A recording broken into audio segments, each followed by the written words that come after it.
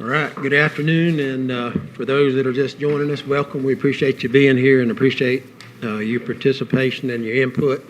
I suspect some of you are here for one particular item, and we definitely appreciate the input on that.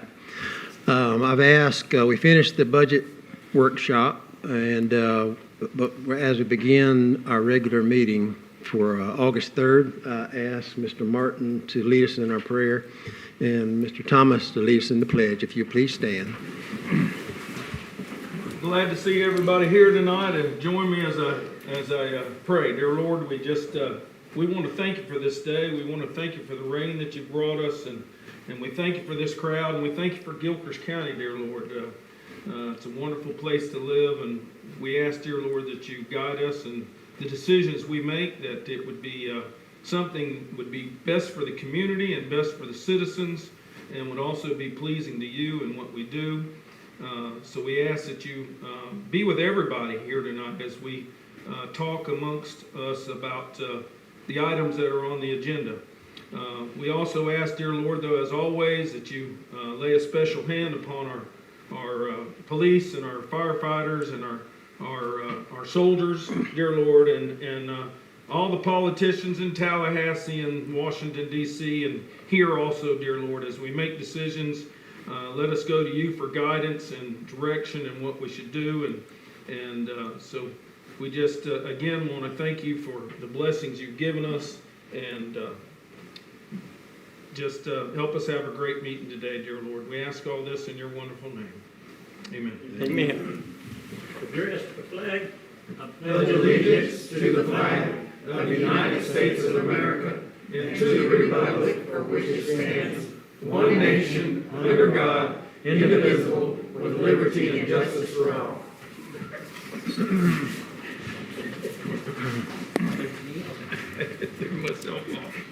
All right. Again, welcome, and we're going to go ahead and get started. Do we have any agenda changes from anybody? I have one item, Mr. Chair, add to the county administrators as the opening item, letter of resignation. Okay. We'll add that at the top of that section. And then any other agenda changes? If not, do I have a motion to approve the agenda as changed? So moved. And a second? Second. Okay, I have a motion and a second to revise the agenda as noted. All those in favor say aye. Aye. Any opposed, same sign. The motion passes. So the next item is the consent agenda. All of us have had a chance to look at that, and I know Mr. Lang had a question about one item. That's correct. Yes, the minutes on July the 6th, on page 3, item number 6, I think that Mr. Bennick's name is spelled incorrectly. B-E-N-N-I-C-K is the way that it's listed. But when you look at the certificate of trust and the deed that he and Mary Ann took, it's actually B-E-N-N-I-N-K. So, Okay. and that's in that paragraph in a couple of places. Okay, we It can needs to make be that corrected. change. And then also in the Yes, sir. same minutes, on item 14, if I flip over real quick, I'll see what I had noted. Yeah, I was a little confused. This is at 14. Says the proposed final budget hearing date, Monday, September the 21st at 5:15. And then on the very next page, it says minutes, final budget hearing scheduled for Monday, September 21st at 5:30. So that one, we normally do our budget hearing at 5:15. The board had moved it to 5:30. However, we're going to be discussing that again later today. Okay, all right. But so it is correct in the minutes. It just is confusing how it looks. Just want to point it out. That's Yes, all I sir. have, Mr. Chairman. And we can have that other corrected for the end of the meeting so you can sign. So any other questions or comments related to consent agenda? Motion to approve.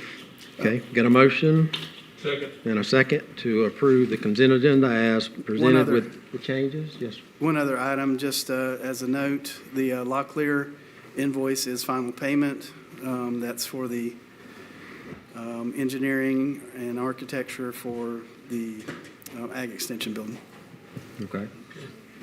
All right, all those in favor of the motion, say aye. Aye. And any opposed, motion passes. All right, we come to the first part of our meeting where public has the opportunity to provide input or ask questions. And if there are things that are not on the agenda that you'd like to bring forth, then now's the time, or you could do it at the end of the meeting also. But if it is on the agenda, we'd ask that you wait till that item comes up. So, anybody? Yes, sir.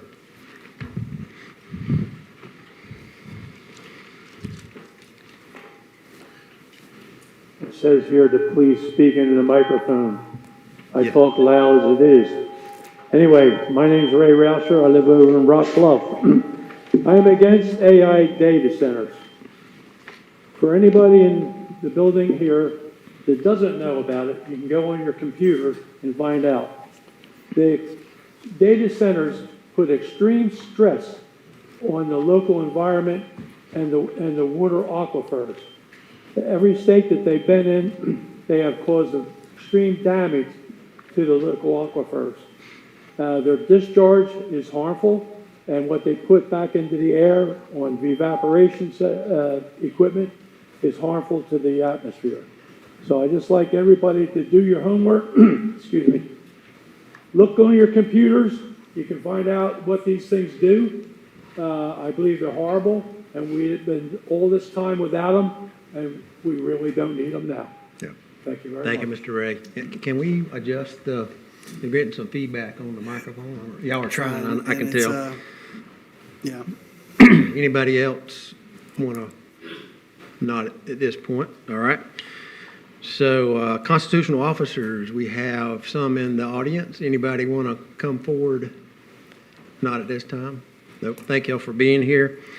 All right. The county administrator section, and Mr. Lang's going to help us with that. But before he does, I just wanted to, if you haven't, I suspect most people here have heard that Mr. Crosby turned in his resignation letter effective Friday. He is going to stay through the 14th to help us with transition and talk about or update staff and others on projects. And but I wanted to just a few comments. And talking to him, he felt it was best for the county and for his family to just kind of step aside. When I was elected, somebody told me that when you get finished, you're probably going to have less friends. And I said, no way. Well, I can see where when you make decisions and you do the best you can, even in making those decisions, some people don't agree with it. And that's particularly the same with a county manager. He's been here almost 15 years, and he'll be the first to tell you that everything hadn't been perfect, and he makes mistakes. But just looking at over the last couple of years, some of the things that we've been able to accomplish. And again, Bobby's not going to be the one to say I did it. It's the team did it, the board did it, the staff have done things, and I believe his motivation has been make the place better for our children and our grandchildren. And I think none of us are going to disagree with that goal. And we may not agree on how the best way to do that, but that's been the goal. But looking at just some of the things we've been able to do over the last couple of years, a new fire rescue station at the north side of Trenton, that was a $800,000 grant. A new countywide public radio system that now all first responders are able to get on, including school folks. That was around $2 million grant. These are appropriations from the state of Florida. And I understand people will say, well, grants are taxpayer money, and I understand that, and we all contribute to that. But if we can get those funds and improve the county, that's something we don't have to do as taxpayers locally. We can't be just wasting that money, obviously. But if you continue, a new county extension building was mentioned earlier. We got a $1 million grant that's built. It's been completed now. We're going to have a grand opening September the 3rd, right? Second, okay. So everybody's invited to come to that, and you can tour that facility. It's going to be something that our young people, our farmers, and anybody really in the community is going to be able to access University of Florida in extension for years. We have completed chip and seal on 5 of the graded roads now. We're not completed. We got to do a fog seal and get that finished. We're paved Gay Road, Northwest 30th from 129 around to Northwest 20th Avenue. That was around $5 million. I can't remember the exact numbers. Repaved County Road 138 around $6 million. 6.3. So just those things, and I understand. We all understand building new things, and that's just part of it. When I asked Bobby what he felt was one of the more important successes for all of us, and it wasn't none of those things. It was the people that he works with, his department chairs, the people that work in each department that care about Gilchrist County. And so I think that's a measure of somebody that is a good leader, that has good people around him. I understand that everybody necessarily didn't feel good about, they're probably glad that Bobby's gone now. But I think that, I believe he's left Gilchrist County better than when he started. And, we're to the point of we're going to have to now look for somebody to take his place. And one of the suggestions I was going to make to the board, and it's the board's decision, but maybe have a special meeting in a week, and we look at position description, we look at interim, talk about that. There may be some people internal that are interested in doing that, maybe external. But we want to get the best person for Gilchrist County that cares about the county, that has the talent, and can help us move to the next level. So that's a suggestion for the board. I don't know how the best way to do that. Mr. Lang, any suggestions on? I believe under the statute where you don't have an assistant administrator, while we're moving forward to try to get a full-time administrator, that the board could choose the chairman or one of their board members, that customarily would be the chairman, to serve in that basis until we could get to that meeting next week and perhaps appoint an interim administrator, and you give direction as to how you want to proceed with the advertising and the selection of the full-time administrator. Okay, and then as far as a special meeting? I think that we should have a special meeting and have that topic only. Okay. So how's the board? What day next week? What's What good? day next week? Would it be next Monday, or we can decide? Y'all have availability? Monday through Friday. City of Trenton has a meeting on Monday in this facility, so it'd have to be earlier than. Earlier than 5:30, is that correct? Well, they've changed theirs also, kind of like the board changed theirs to 5, they changed theirs to 6, Okay. their meeting time. 13th, I'm available. 12th, I'm available. I'm available just about any day in the afternoon. I'm not available in the morning on the 11th, but the rest of the time, I'm pretty much available. Mr. Thomas? Anything else? Anytime you Yeah, pick. anytime you pick, it's fine. Okay, can we do it Monday earlier than the Trenton Trenton meeting? meets at 6, you said? Would that work for you, Mr. Lang? On Monday? Yes, sir. So should we meet at 4? 4 Oh, o'clock. yeah, 4 would What be time? fine. They meet at 6? They meet at 6. Okay. We can do 3 or 4, whichever. How much time you think it's gonna take? No, I don't think. Okay. So we'll just shoot for 4 on August the 10th, and we'll discuss interim, and we'll discuss position description and advertisement and those things. So anybody else have anything before we turn it over to Mr. Lang to? All right. Mr. Lang, will you take us through those items?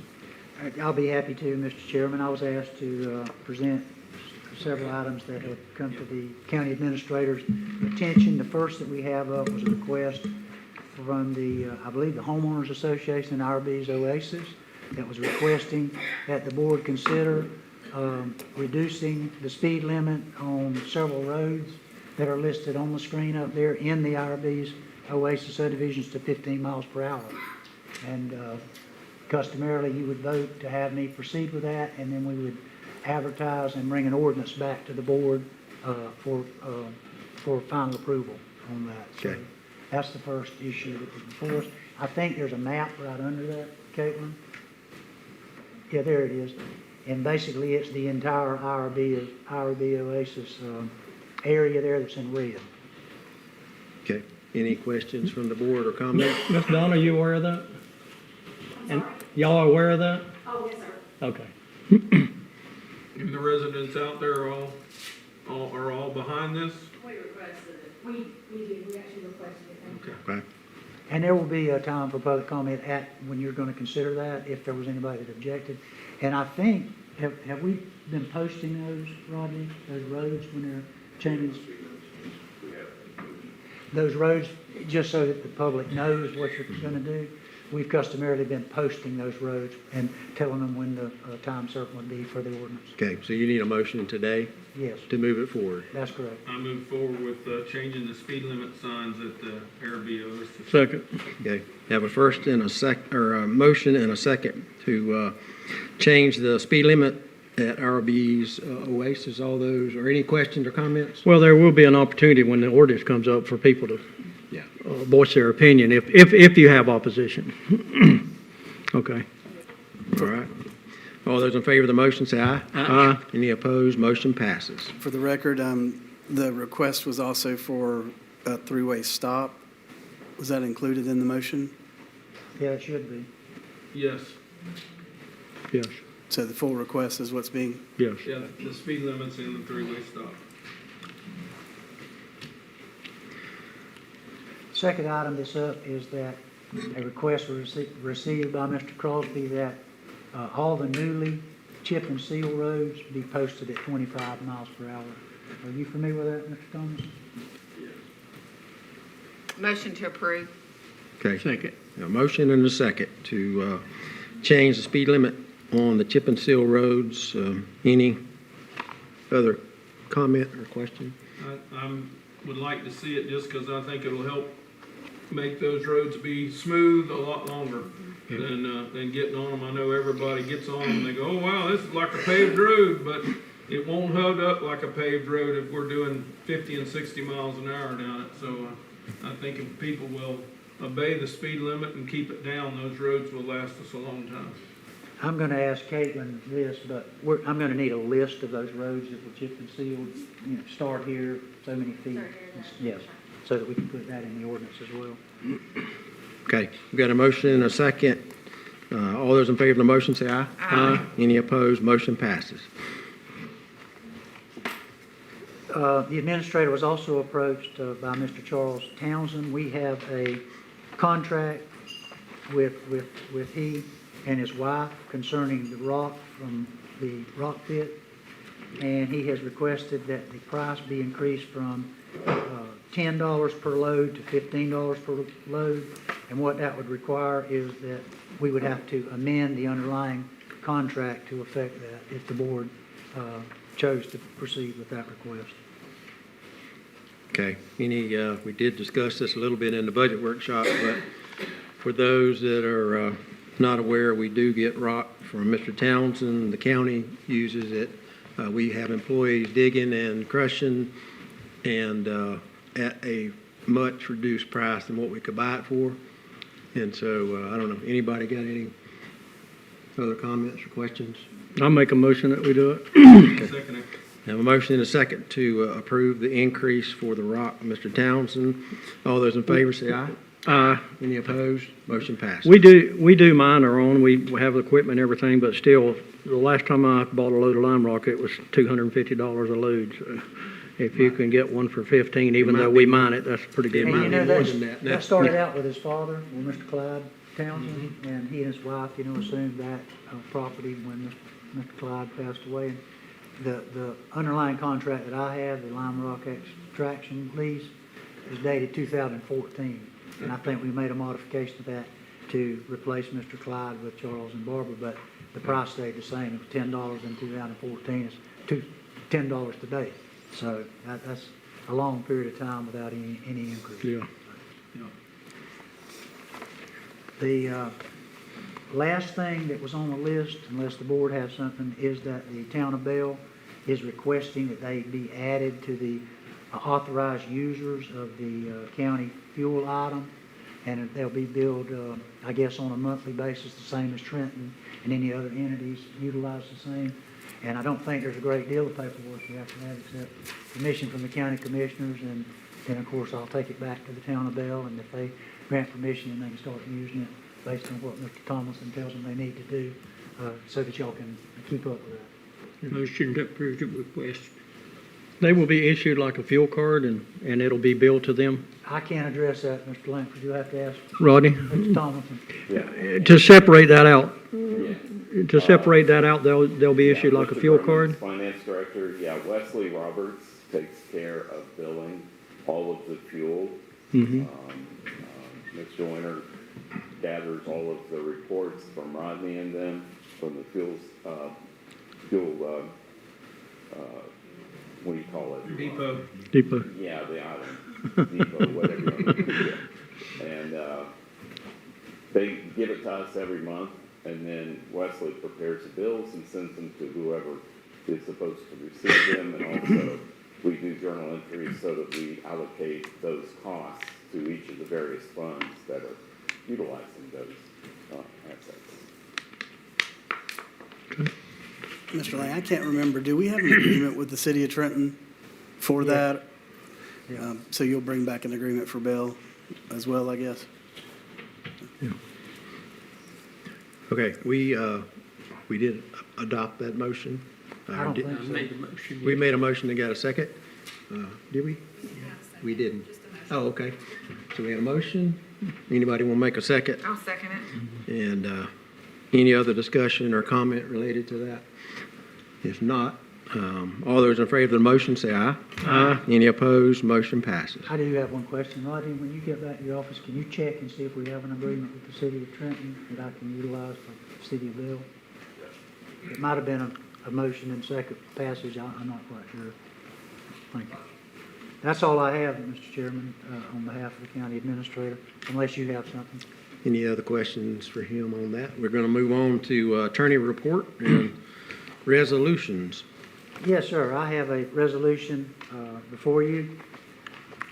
Board asked me at the last meeting to prepare this resolution. It's a resolution number 2026-14. It's a resolution of the Board of County Commissioners of Gilchrist County, Florida, honoring Donald T. Bennick and designating and naming that portion of County Road number 232 from U.S. Highway 129 easterly to Southwest 22nd Court as the Donald T. Bennick Memorial Highway and establishing an effective date. And that's reading by title only. And it should be up on the screen for the public and for your viewing. Motion to approve. Second. Okay, we've got a motion and a second. Many of you knew Mr. Bennick and had been here. If you've been here very long, you knew Mr. Bennick, not only for the dairy, but for his contributions to our county and community. And he was a unique individual, not only in the dairy industry, but just overall, being an attorney from New York, came here back in, I guess, in the 80s, and started the dairy, and the dairy became one of the, it's known not only around in the state of Florida, but our country, but around the world, because he did all kind of things with interns and people that wanted to learn about the dairy industry from all over the world. And I had heard when he passed, that even in China, they had a group that had been here and learned about dairy and the dairy industry, had a memorial service for him. Mm-hmm. And he was part of the Ag Hall of Fame in the state of Florida. So anyway, he has certainly had an impact, not only here, but around the dairy industry.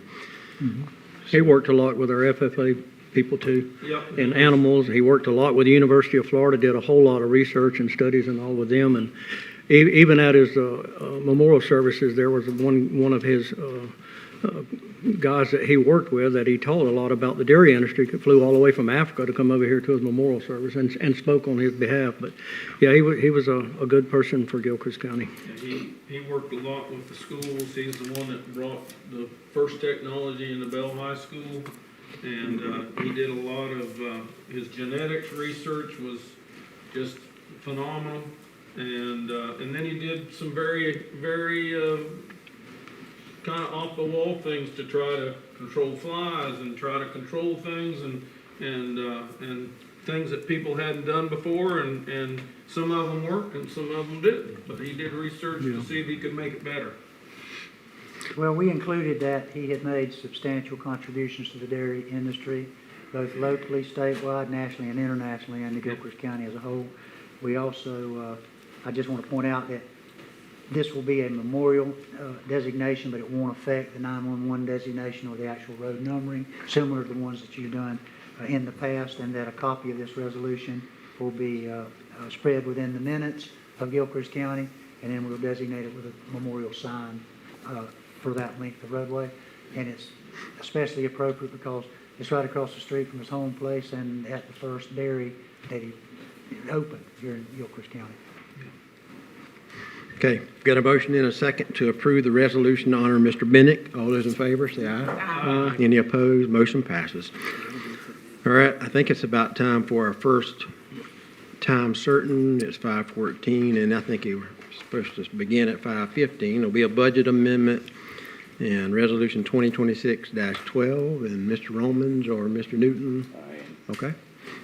Richard Romans, Finance Director. This is a resolution number 2026-12, and I'll read it as title only. It is a Safe Schools grant that the funds went to the school brought it to the board, and now we're giving it back to the sheriff to reimburse him for all the expenditures for this grant. I'll read it by title only. A resolution of the Gilchrist County Board of County Commissioners amending the general fund budget. This amendment increases the budget for expenditures for the Florida State School Grant awarded to the Sheriff's Office. Increased budget is recognized through unanticipated grant funding passed through the Gilchrist County School Board and establishing an effective date. And that amount is $66,930. Motion to approve resolution 2026-12. Okay, got a motion? If we could also And also include the BE budget entry. 26.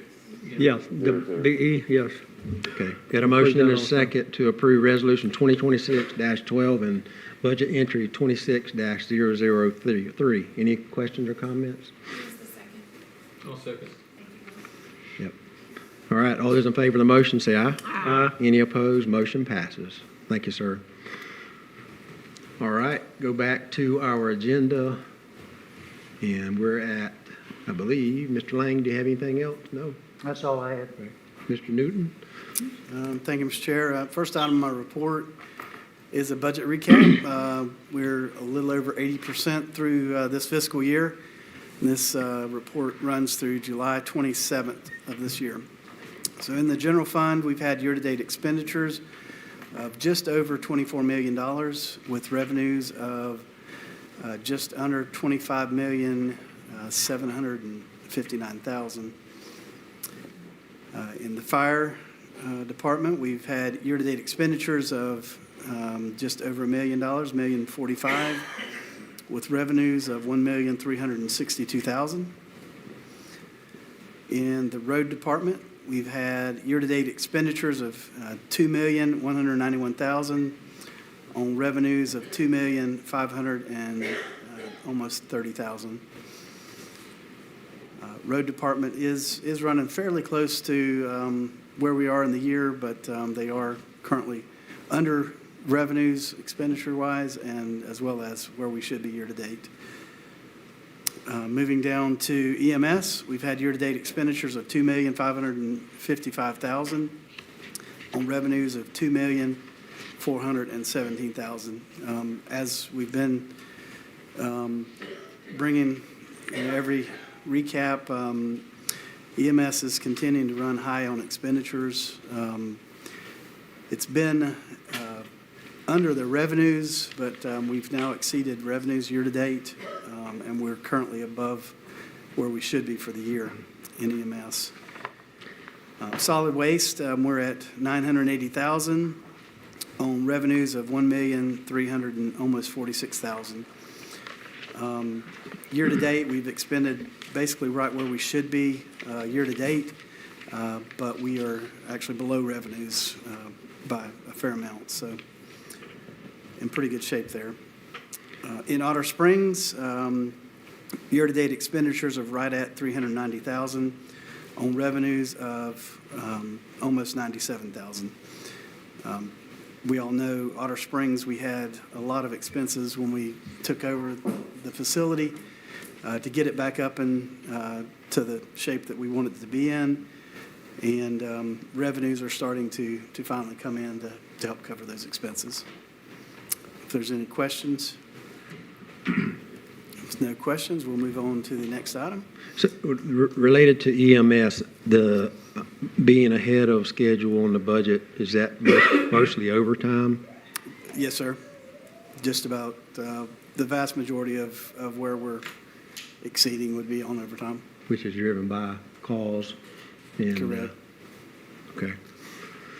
Yes, sir. Any other questions related to the budget recap? For those that are not aware, Mr. Newton and Mr. Romans in the Finance Department tracks all the budget spending and through the year, and we appreciate all the work that they do. It's a lot of work behind the scenes that most people don't see, but we've got very good people helping us with that, and we appreciate it. And then we've got department chairs that and constitutional officers that are watching their own budgets and managing their own budgets, and we've got good leaders in those positions, and we appreciate that. Yes, sir. Thank you, Mr. Chair. So the next item is, it is the time of the year where the tax collector provides a number of items for the board's information and approval. So this year, we did have 4 county-owned certificates issued. So what that basically means is when the tax collector went out for the tax certificate sale, there were 4 parcels that nobody picked up. And so when that occurs, the county actually becomes the owner of those tax certificates. And if those get paid off, then nothing really happens. If they're over a certain value, eventually the county is required to move that to tax sale. But at this point, basically, you just have 4 certificates that are now county-owned. And so we'll just keep following those as time progresses. If I could just get a motion to approve the county-owned certificates. So move. Okay, got a motion to approve county-owned certificates. Second. And a second. All those in favor of the motion say aye. Aye. Any opposed, motion passes.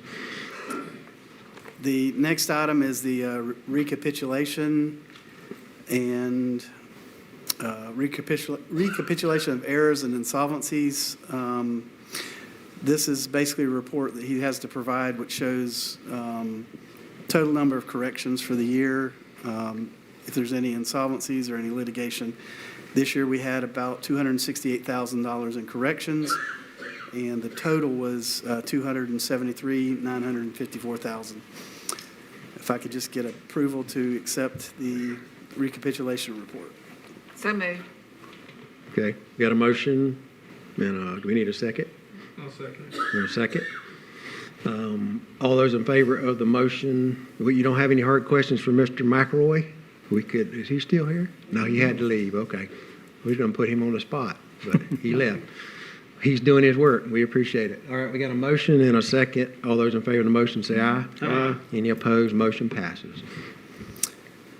Thank you, Mr. Chair. And the last item was just a notice that this year we have no certificates that are required for the board to take to auction. So that's good news. That is good news. I think that's the first time in a while, isn't it? And it I always think been so. last year, it was last year as well, but prior to that, yeah, it had been a while. Yeah. So, going back to number 10, I actually skipped over that, I'm sorry. So tentative and final budget hearing times, we alluded to this earlier in the meeting. So last meeting, the board moved to change the tentative and final budget hearing to 5:30. We had already submitted to the trim, through the trim process, that we were going to be meeting at the 5:15 time, which was our typical time. And so rather than upset the trim process, our recommendation would be let's stick to our normal time of 5:15, so it doesn't create any issues in the trim process. So I But that don't, meeting starts at 5. meeting starts at 5, yes, ma'am. 5:15 will take care of that. Yep. So I guess if I could just get a motion to change the tentative and final hearing times to 5:15 So moved. as an official. Okay, we got a motion from Mr. Langford and a second from Mr. Martin to change the tentative and final budget hearing times back to 5:15. All those in favor of the motion say aye. Aye. Any opposed? The motion passes. And of course, there will not be a meeting on the 7th. That's Labor Day. That is correct. Yes, the actual meeting dates, the tentative date will be on September 10th. The board meeting will start at 5. The tentative hearing will start at 5:15. And then your final budget hearing will be on September 21st, which is our regular meeting time. Regular meeting will start again at 5, and the budget hearing will be at 5:15. Okay, we'll notice all those and you'll send us Can you reminders. send that to us? Absolutely. September 10th and September 21st, Both at 5. both at 5 o'clock. Next item is, in our workshops, we've been given direction to use the proposed millage rate for the general fund of 8.5. And I just need to get approval from the board to set the tentative millage rate at 8.5 mils. Okay, we discussed it a little bit during our budget workshops, and I think Commissioner Langford, you had suggested that we go ahead and go with the 8.5. At this point, we can always come down. Yep. Yep, Which, correct. all right. So you need a motion? If we could get a motion for I that. move to stay at the 8.5 proposed millage rate. Second. Okay, got a motion and a second to leave the proposed millage rate at 8.5. All those in favor of the motion, say aye. Aye. Any opposed? Motion passes. Thank you. Next item is EMS. Current millage rate is .9026. Same thing, during the workshops, it was discussed to use the proposed millage rate of .9026 for the EMS MSTU. And if I could get a motion. Motion approved. Okay, we got a motion. Need a second. I'll second it. A second to, for approval of fire and solid waste rates.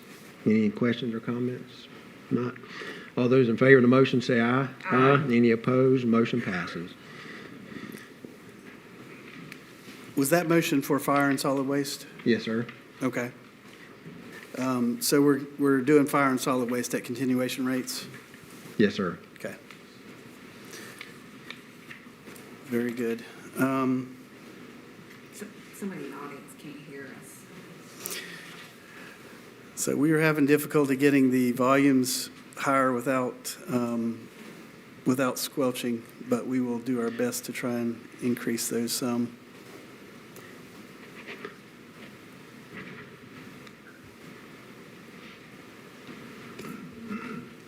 Okay, we're down to committee assignments.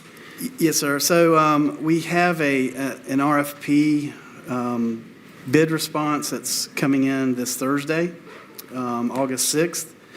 And I need the board to appoint a committee to review those submittals Basically, the bids will be coming in on the 6th, and we will be presenting committee recommendation on the 17th at our next regular meeting. But I need a committee RFP assigned. stands for? Request for proposal. So this is for our property and casualty insurance. Okay. The board approved going out for bid about a month and a half ago. And so that has been out and advertised, and now we're just waiting for the bids to come back in. But I just need to get a committee assigned. My recommendation would have been probably myself, maybe the chair, and Mr. Crosby. But at this point, we're down at least one of those. How many do you need? 3? Typically, we do 3 people on a committee, but that's up to the board. You can't have 2 board members, right? I don't believe it would be allowed because of What about, Sunshine law. sunshine what about Ms. laws. Tammy? She handles all our insurance stuff anyway. Ms. Moore. Okay. All right. Is that the, So I You move need- that, need a do I motion. need to have a motion that Mr. Newton, Mr. Smith, and Ms. Moore might as well. will be our RFP response committee? Okay, got a motion? We need a second? Second. And a second to approve the committee to review the RFP for property and casualty insurance. All those in favor of the motion say aye. Aye. Any opposed? Motion passes. And And that concludes my report, Mr. Chair. We've got about a minute. All right. 30. we're down to commissioner reports. I believe Ms. Langston. Yeah, I had a citizen, Stephen Davis, that lives out in my district. He lives on Southeast 65th Avenue. He lives out in Rolling Oaks. He's one of the roads out there in that subdivision that did not get paved years ago. The citizens, they paid to get the roads paved out there. It's a county road. And I talked to Mr. Rodney earlier about this, but he wants to hire Mr. Wilkes to make that road up to his house on that dirt road, because that's that one dirt road out there that did not get paved. He wants to hire Mr. Wilkes to bring that road up so it's higher than the ditches, and he also wants to hire Mr. Wilkes to clean out his ditches. And I told him I would bring it, before the board, and then he asked also if we would provide the lime rock, but if not, that's something, I think he may be willing to do. I'll have to get back with him. But that is a county maintained road, and Mr. Rodney said the only thing about that is if you do it up to his driveway, fix that road, then it may cause a problem for the other people that live on that road. And I was gonna ask Mr. Lang what his opinion was. Well, number one, I think you need to have that scheduled as an action item with proper notice to the public to see if they want to do that. And number two, you need to have the engineer establish some sort of criteria as far as the insurance that Wilkes will have, that sort of thing, and what the parameters of the paving would be, so that they know what they're working upon. Number three, I'm not sure if it's over a certain amount of money, if we don't have to bid that project.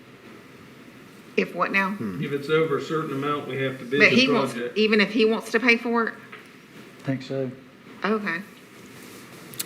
He's willing to pay, to fix his, the road he lives on, and it's a county maintained road. Well, if it affects another resident, I got a problem with it, because we should not be affecting other residents Well, I because mean, I someone don't- else I wants the mean, road built right. up. So I That think an whole road. engineer needs to look at Yeah. it, make sure that's not gonna happen, because if someone, neighbor up the road does something to his that affects my property, I'm not for that. So let's make sure we're not gonna be Right, affecting. the whole other road people. is, the whole road is bad. That's probably And the first- drainage, the whole road is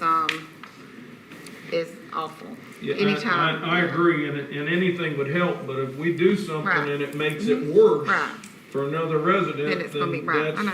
that's a I told him I would no-go for me. ask, but this Well, time, once we get through that criteria and the engineer states it needs to be done and to be done under these circumstances, we could enter into an agreement where Okay. they would provide the money back to the county for the cost of the project. But you got to have all those T's crossed and I's dotted before you authorize someone to get out there on the project.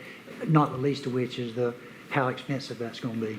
You know, He said he's willing to pay, he said he's already talked to Mr. Wilkes to clean out the ditch and, because it needs to be cleaned out, he said. And to build that road up like it needs to be. Did we get a motion earlier about the chairman serving as just on a temporary basis No, I think we probably should. until as, our- as interim, That would be a decision there, because then you'd pick the next person on the list, on the engineer list, to handle that. So yeah. I I think would before we- move that we nominate Daryl Smith to be the interim director. Just on a for- temporary till we have basis. our- Till we have our regular meeting. and then appoint someone, that's exactly right. Okay, so we have a motion to, the chair will help with that until we meet next week. I'll And- second that. Okay, we got a second. Any other discussion? All those in favor of the motion say aye. Aye. Any opposed? Motion passes. All right, back to Ms. Langford's concern on So- the road. We can, Y'all gonna- Probably want to address that as far as letting one of our engineers go take a look at that Okay. project. Okay. I think that's what Sharon was getting at. so we wouldn't have time probably by the next meeting, but we'll ask one of our engineers to take To a look at it, to see if it's gonna affect anybody else if he was to hire Yeah. Mr. Wilkes to, clean out the ditch and to bring that road up. If a resident wants to make improvements, I And they think pay we ought for to it. encourage that. Yeah, I mean, And it's a county road. as long as, And Mr. Wilkes has done, he's done, workforce before. Yeah, in the past, I mean, just as a note, when residents have done that, we had the residents pay up front, so that the county's not left holding the bill. Okay. So, I mean, that would be my recommendation is, if we were to move forward with that before we start expending dollars, and contracting that, we get the funds up front and, okay, yeah. anything else? The other thing, the SUP that we had on the 47, it was 47 in County Road 138 with the RV storage. In that meeting, I had asked if there's a buffer around it, and then and then I was answered by, according to our comp plan. So just so everybody's aware, the comp plan says, in order that adjacent land uses are not adversely impacted by any change in land use, a landscape buffer is not less than 10 feet shall be required along the affected rear or sides of the site which abuts lands within a residential land use. So with that, there's not going to be any buffer on the north or east side. So whenever we're approving SUPs, we just need to, we can add more to it, can't we, Mr. Lang? I know this one's done, but in the future, we can add more. Like if some Well- sides don't require a buffer. I don't think you can add more. You can't,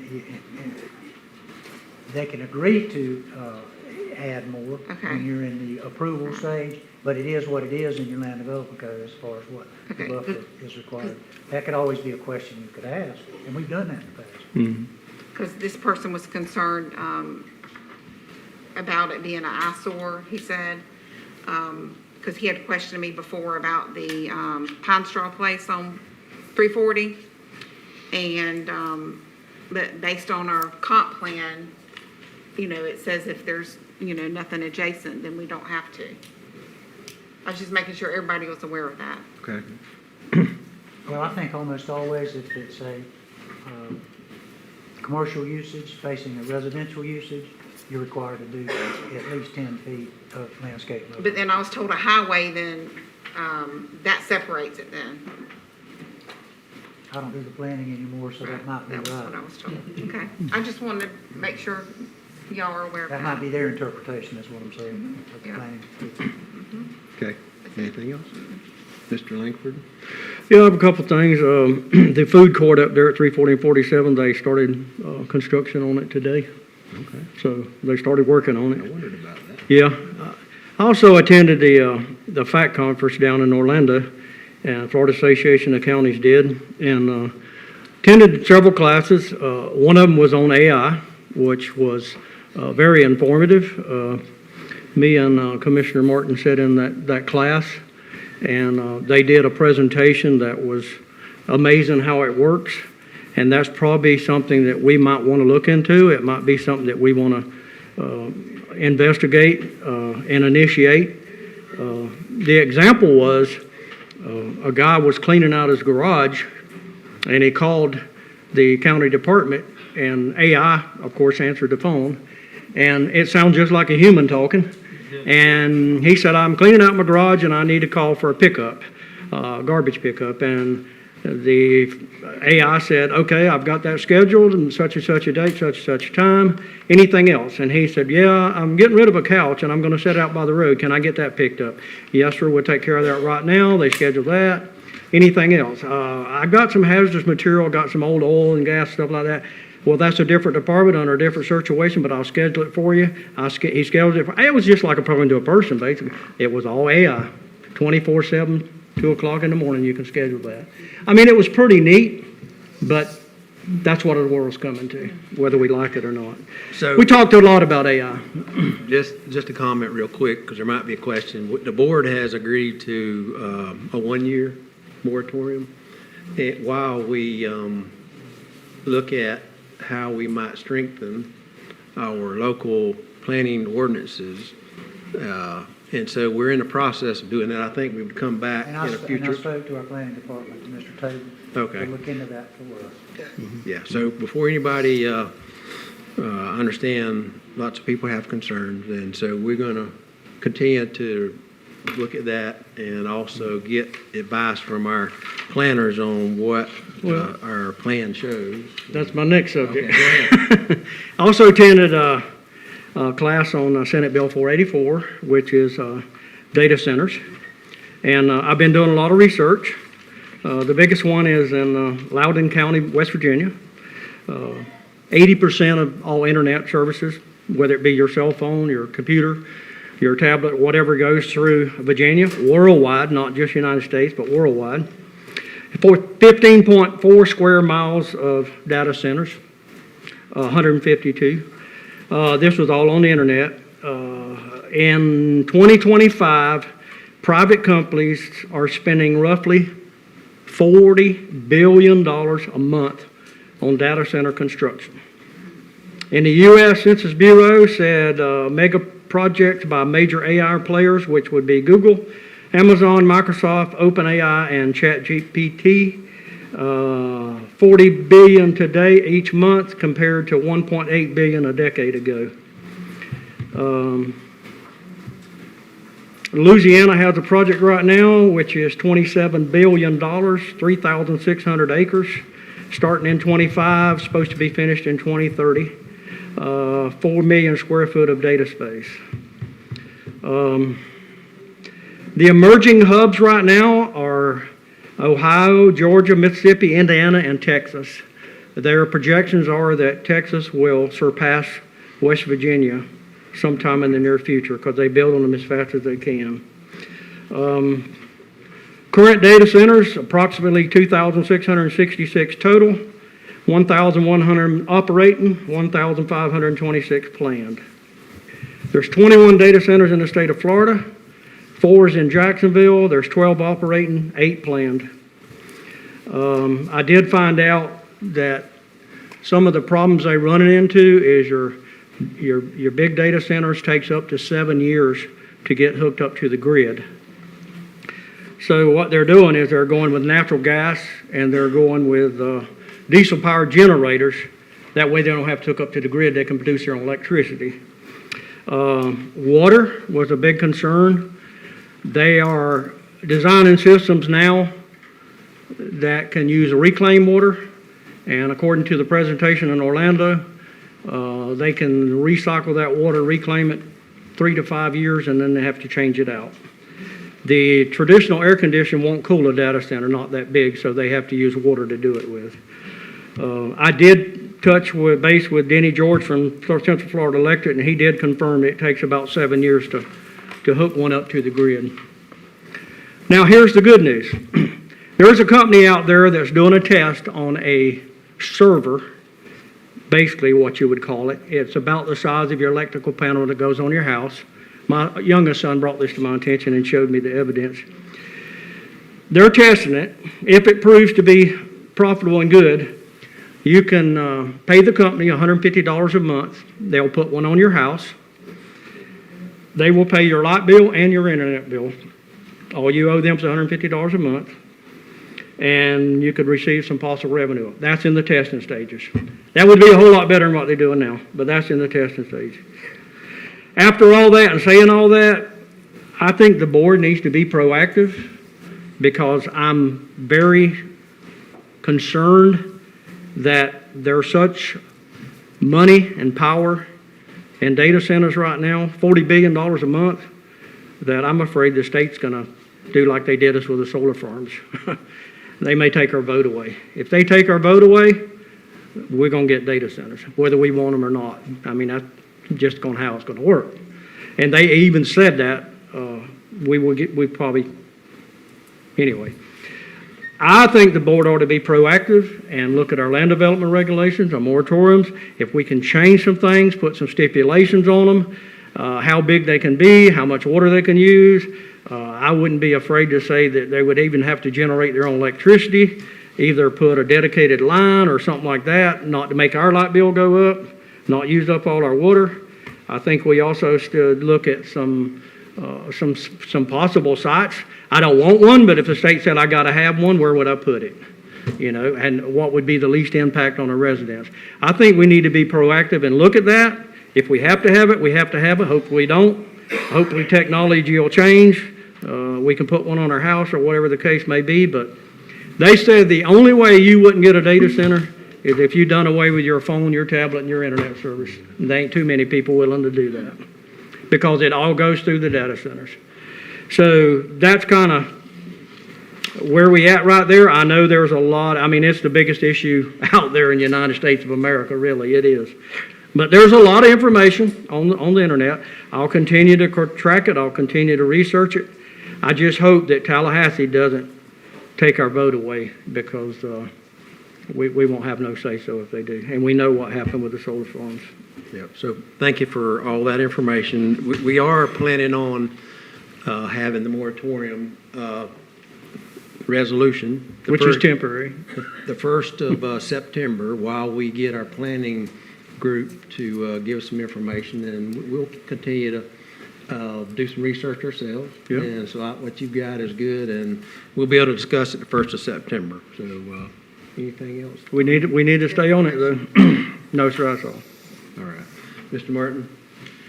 No, I don't have anything particular. We have had a lot of roads with all the rain we've been having, and I've had requests for some limbs down and potholes and things that they've cleaned up. But other than that, everything's been good with me. I had lots of calls from people about the transfer station and their preference one way or the other, but that's a lot of phone calls on that, but that's it.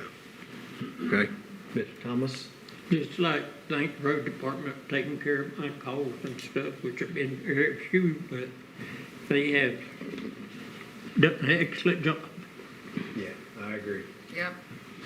All right. I don't really have anything other than what we've talked about. Our next... I do have one more thing. Yes, sir. While I was down there, I met a company that does yard trash. And what they do is they come in and set up a machine which probably at solid waste, and they take all the yard trash and they convert it into compost, and it's a charcoal-looking compost, and they sell it to people to put on their yards, back to agriculture people to put it back on their lands. But they take all your limbs and yard trash and stuff like that, and they convert it and recycle it. No charge to the county. They make their money off the product they sell.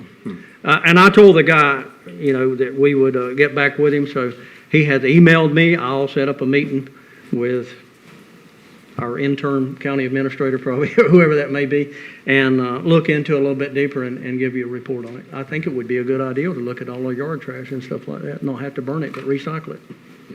Bob, can I ask Bobby, do we have a lot of yard trash that comes into the landfill? You coming up and fill us in on that? Is that something that, we have a lot of, We haul, I would say, one of those 30-yard dumpsters once a week, once every 2 weeks, something like with yard trash? Yeah, Yeah. but the road department has a lot of limbs They and have a lot stuff. of limbs.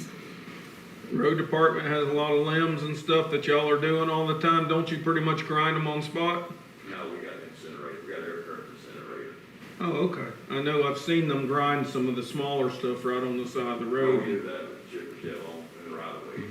Yeah. That's big stuff that's carried to the road department, all the grain goes, like you said, maybe once a week, the yard trash is accumulated at the solid waste. And it's piled down there, stacked in that fire, air current incinerator. And we actually fire it, utilize it about every other day for weather permits. Okay, any other That's questions? it. All right, I think the only thing we got left is the 6 o'clock time certain. What about public participation?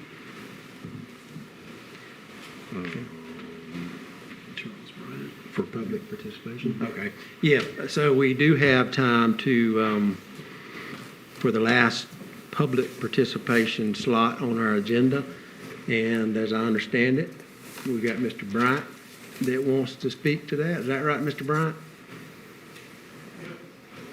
You want to do that now, or? I'll do it later. Later on? Okay. So we will, I think we'll take a few minute break. 10-minute break? 10-minute break. But I want to say, we've got lots of people here. We can't have people standing up along the walls because of the fire code and all. So I apologize if we don't have enough room for everybody.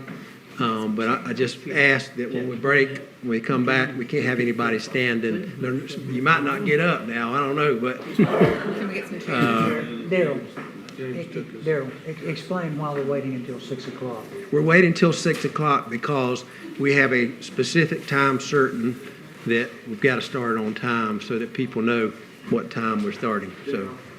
If anybody, we only have 3 cards filled out. Okay, never mind. Okay, so we'll take a Can we 10-minute put break. chairs in here?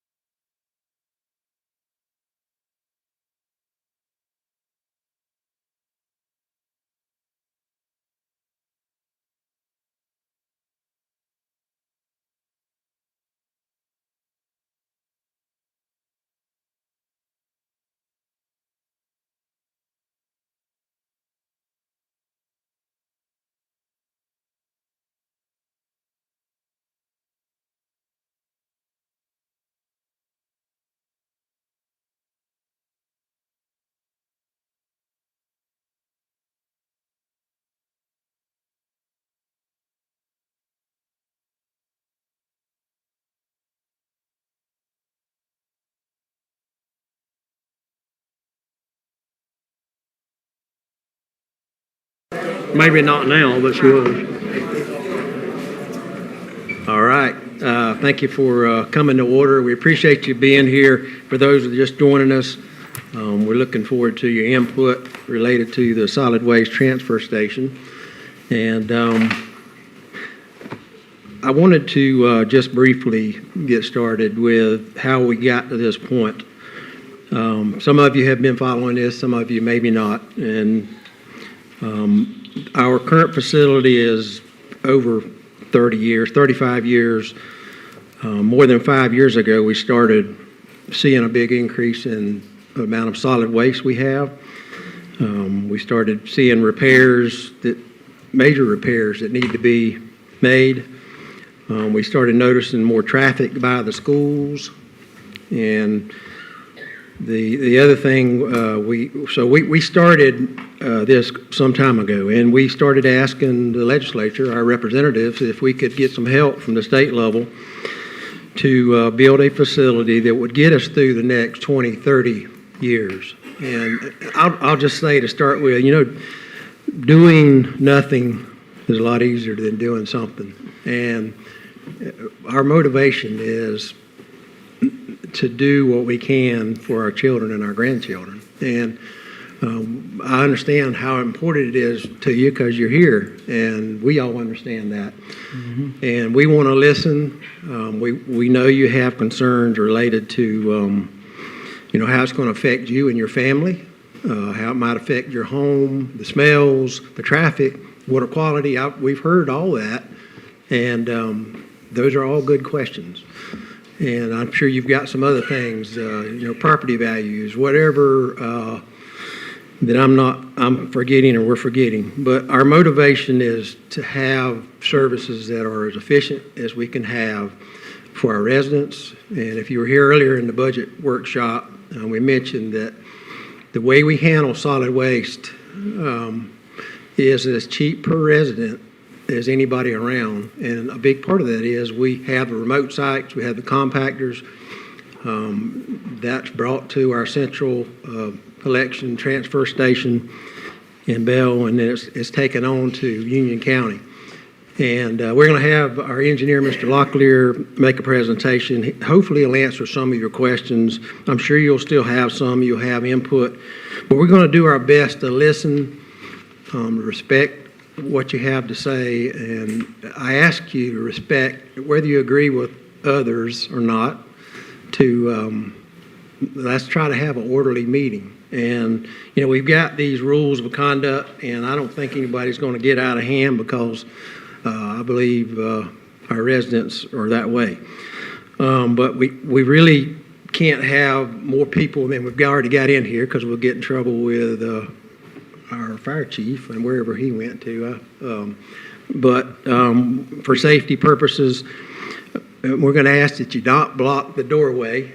And sorry about that. I just, we got to have, be safe. And we're going to ask that you not have signs and flyers, waving, because people behind you won't be able to see.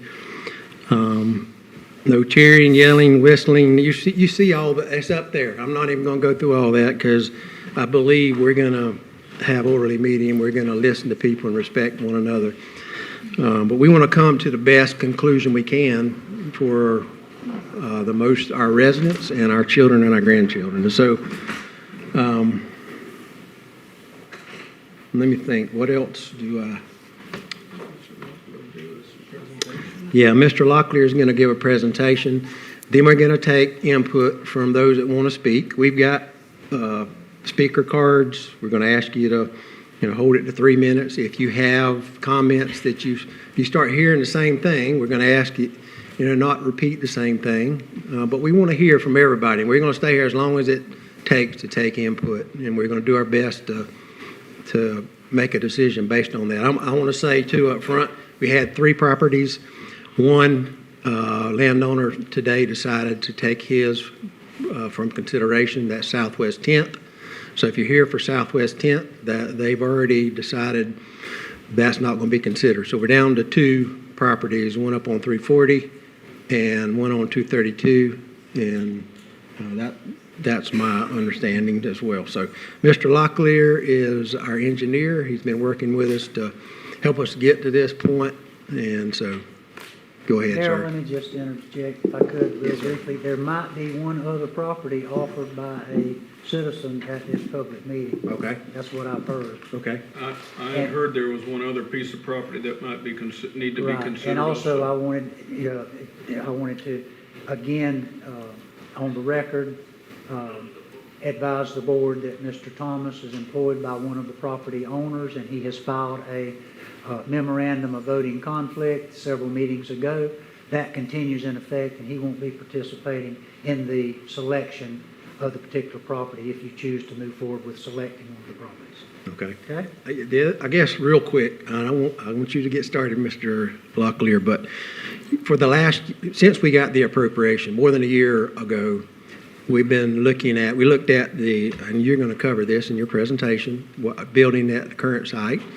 We started looking at property adjoining there. The neighbors decided they wanted it, and I understand that. And then we looked at 3 or 4 other different properties, at least more than that. We asked for, on Facebook and otherwise, for folks that were interested to let us know if there's properties out there. We've talked to realtors. And so that's how we got to this point with these 2 and maybe 3. But, at some point, we've got to say, we've got to select a property because of the $4.2 million in appropriation we have to help us build that. So go ahead, Mr. Locklear. I'm sorry. Thank you, Mr. Chair. I'll take a second to introduce myself and give you a little bit of background from my experience. So, as you said, my name is John Locklear. I own Locklear & Associates. I'm one of your continuing service engineers. I'll speak louder. Is that fair? Okay, sorry about that. So we're one of your continuing service engineering consultants. And I've personally been a solid waste consultant for counties in Florida, specifically since 1996. So I've worked at upwards of 50 different facilities. I've done work in other states as well. So I'm pretty well versed in all things solid waste. I also like to always share, because when experts get up here and say they understand the community, they understand your opinions, you usually don't believe them. But I like to tell a little story that my family moved to a little town called Red Level, Florida in 1863, and beautiful farm, sugarcane, and 120 years later, we became the closest family to a nuclear power plant. So I do know a little bit something about having something you may or may not like at your back door. So that's my background. Oh, and that is my phone.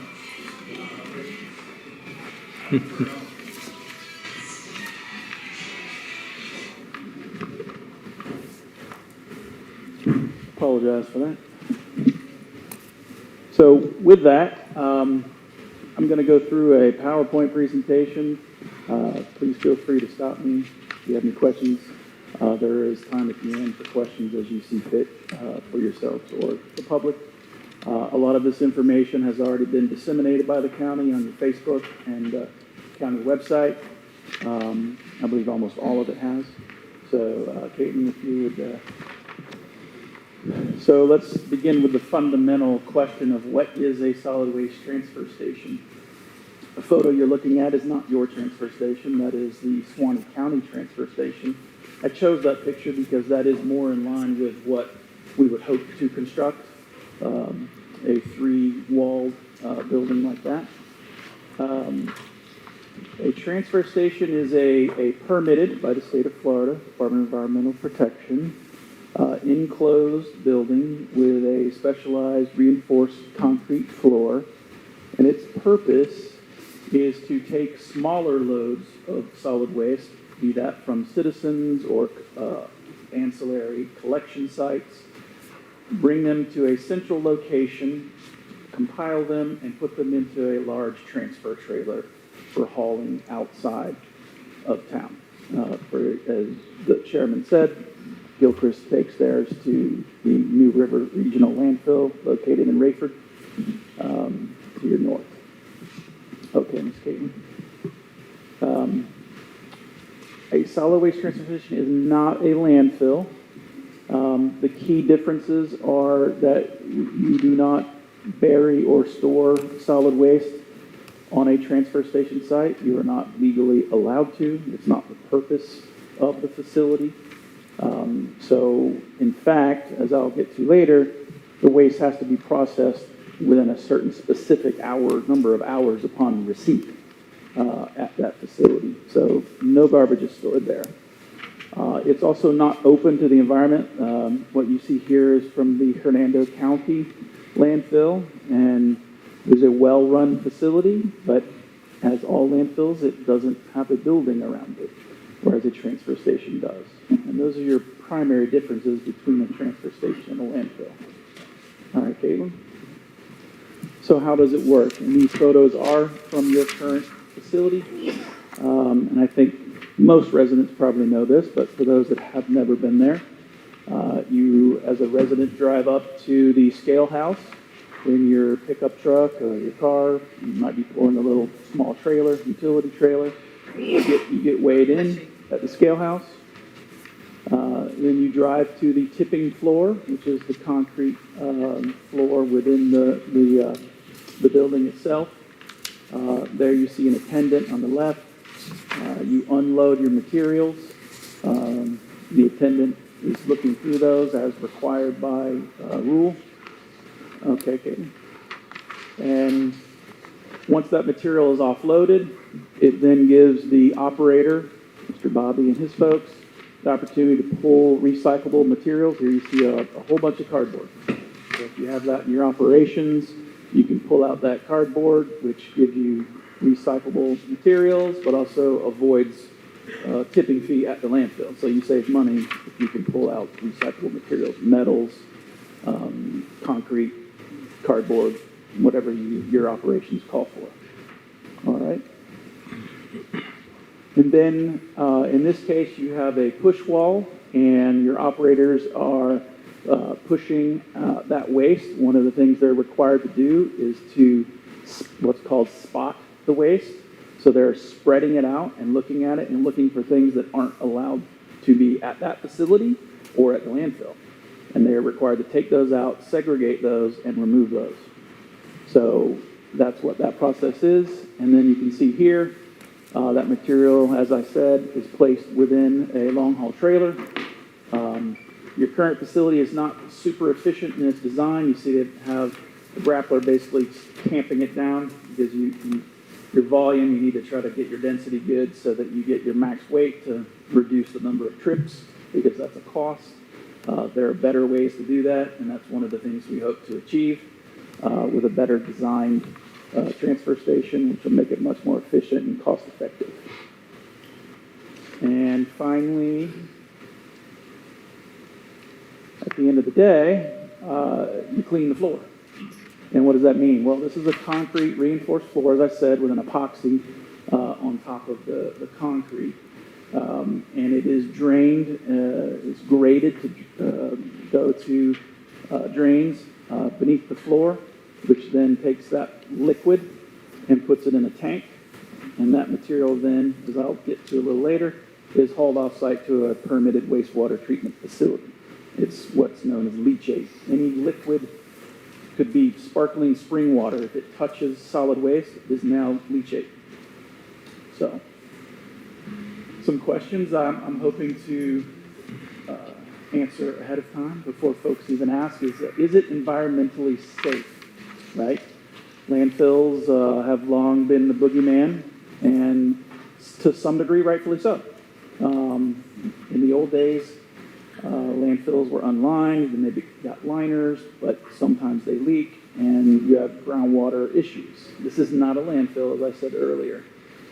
So this has no discharge of liquid, the leachate, to the ground. And in fact, as the state, that's the rule that regulates the facility, we don't even have to, we can if we wanted to, but we're not required by the state to do groundwater monitoring because, as defined, this facility is a zero discharge facility. So it's not putting any liquid onto the ground. It's all captured within the leachate collection system and the tanks. And as I said earlier, that is periodically hauled off to an off-site permitted wastewater treatment facility. So it is environmentally safe by its very nature, by what the state allows us and doesn't allow us to do at that facility. So John, let me ask, the main tipping floor is going to be covered. Absolutely. The rest of the facility, the footprint, where the dumpsters are or where we're doing yard waste or whatever, how are you going to protect that from groundwater? So that's a great question. So as is typical, outside of the building area will look not unlike one of your collection sites, one of your rural collection sites. And so the dumpsters for recycled materials, yard waste, whatever it might be, will be on a paved footing, most likely concrete, just for structural purposes.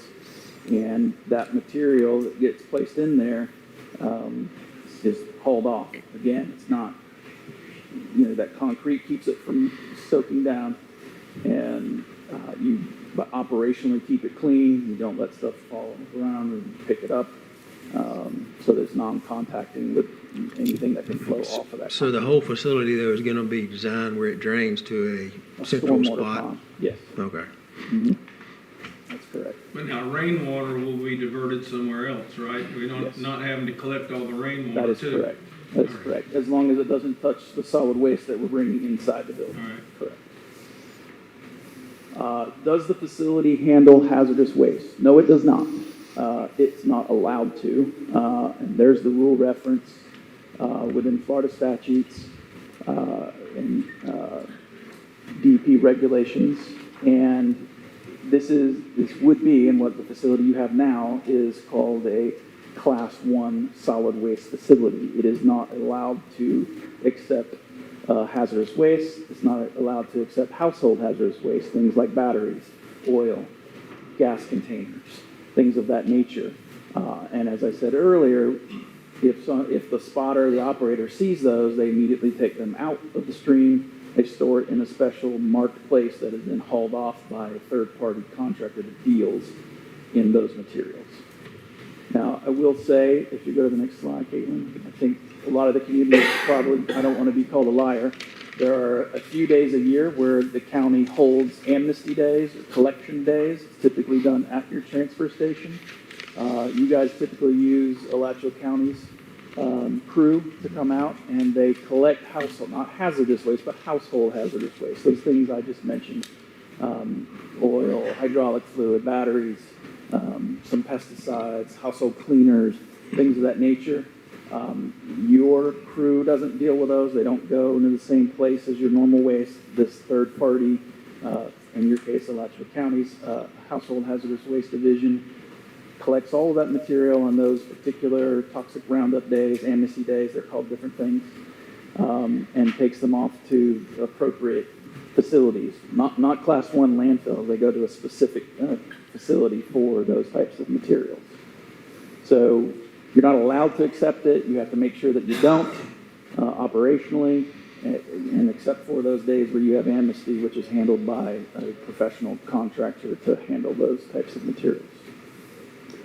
So is it clean? Is it dirty?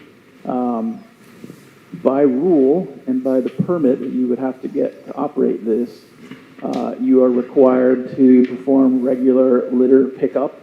So wind-blown paper, cardboard, the operator is required to maintain that on a daily basis. Waste containment, as I mentioned earlier, when the waste is brought into the facility, it's kept within that footprint of the concrete floor and the walls, and it has to be processed, as I said, within 48 hours. It has to get out, in and out. It can't stay there. And then, as I showed you earlier, you clean the tipping floor daily. And then regulatory oversight. This isn't just take our word for it. So you, in order to run one of these, you get a permit, an operating permit, a construction then operating permit from the Florida Department of Environmental Protection. They can do random inspections whenever they want, and they do. And they just come in and see if you're adhering to all of your permit and regulatory requirements. As far as I'm aware, every inspection that you guys have had, at least in the last 5 years, that's as far back as I looked, has been excellent. So Mr. Bobby's doing a great job, and I don't see any reason why he wouldn't continue to do so. Does it smell? Well, it's different, as I said, than a landfill. It's in an enclosed building. That's one thing that helps, and that is by rule.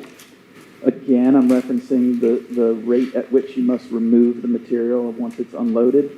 That also helps with smell. And then by rule, and the regulatory agency can come in and dictate this, you have to, and this is somewhat vague in how it's done, but it has to be operated to control objectionable odors. So if a neighbor started to complain, there's an odor, they can contact DEP. If they contact you and they don't like the answer, they can contact DEP. DEP has come out. I've seen this happen, particularly at landfills, but I suppose it probably has happened at a transfer station sometime in history. And they have a way of measuring odor, solid waste odor, at a distance from the facility, and they can require you then to implement, whether it's operational changes to fix that, or structural changes, or whatever it might be, so that you meet that criteria at the boundary of your property. So again, it's not just your word. The regulators are monitoring odor. So what recommendations would you have for us? I mean, I think buffers, all of us would agree, we want to have buffers, extra thick buffers, so you can't necessarily see it from the road, and it helps with smell.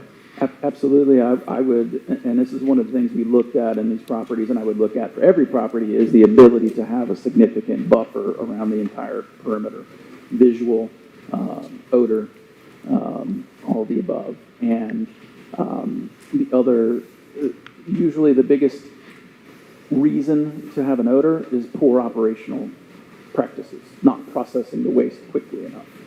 That's just simple, if you don't do it fast enough, it'll create odor. So those are the two ways you normally remedy that, is do a better job of processing it. Okay, Caitlin. How does it impact traffic? Well, obviously, if you're going to an area that currently doesn't have any type of facility to an area that has a facility, then you're going to have increased traffic. Well, how much? These are the numbers for the current facility. Daily, 40 to 45 customers, citizens, bringing typically in a pickup truck, sometimes with a small little trailer I showed you a picture of earlier. You get about an average of 6 roll-off truck trips per day. These are coming from your perimeter sites.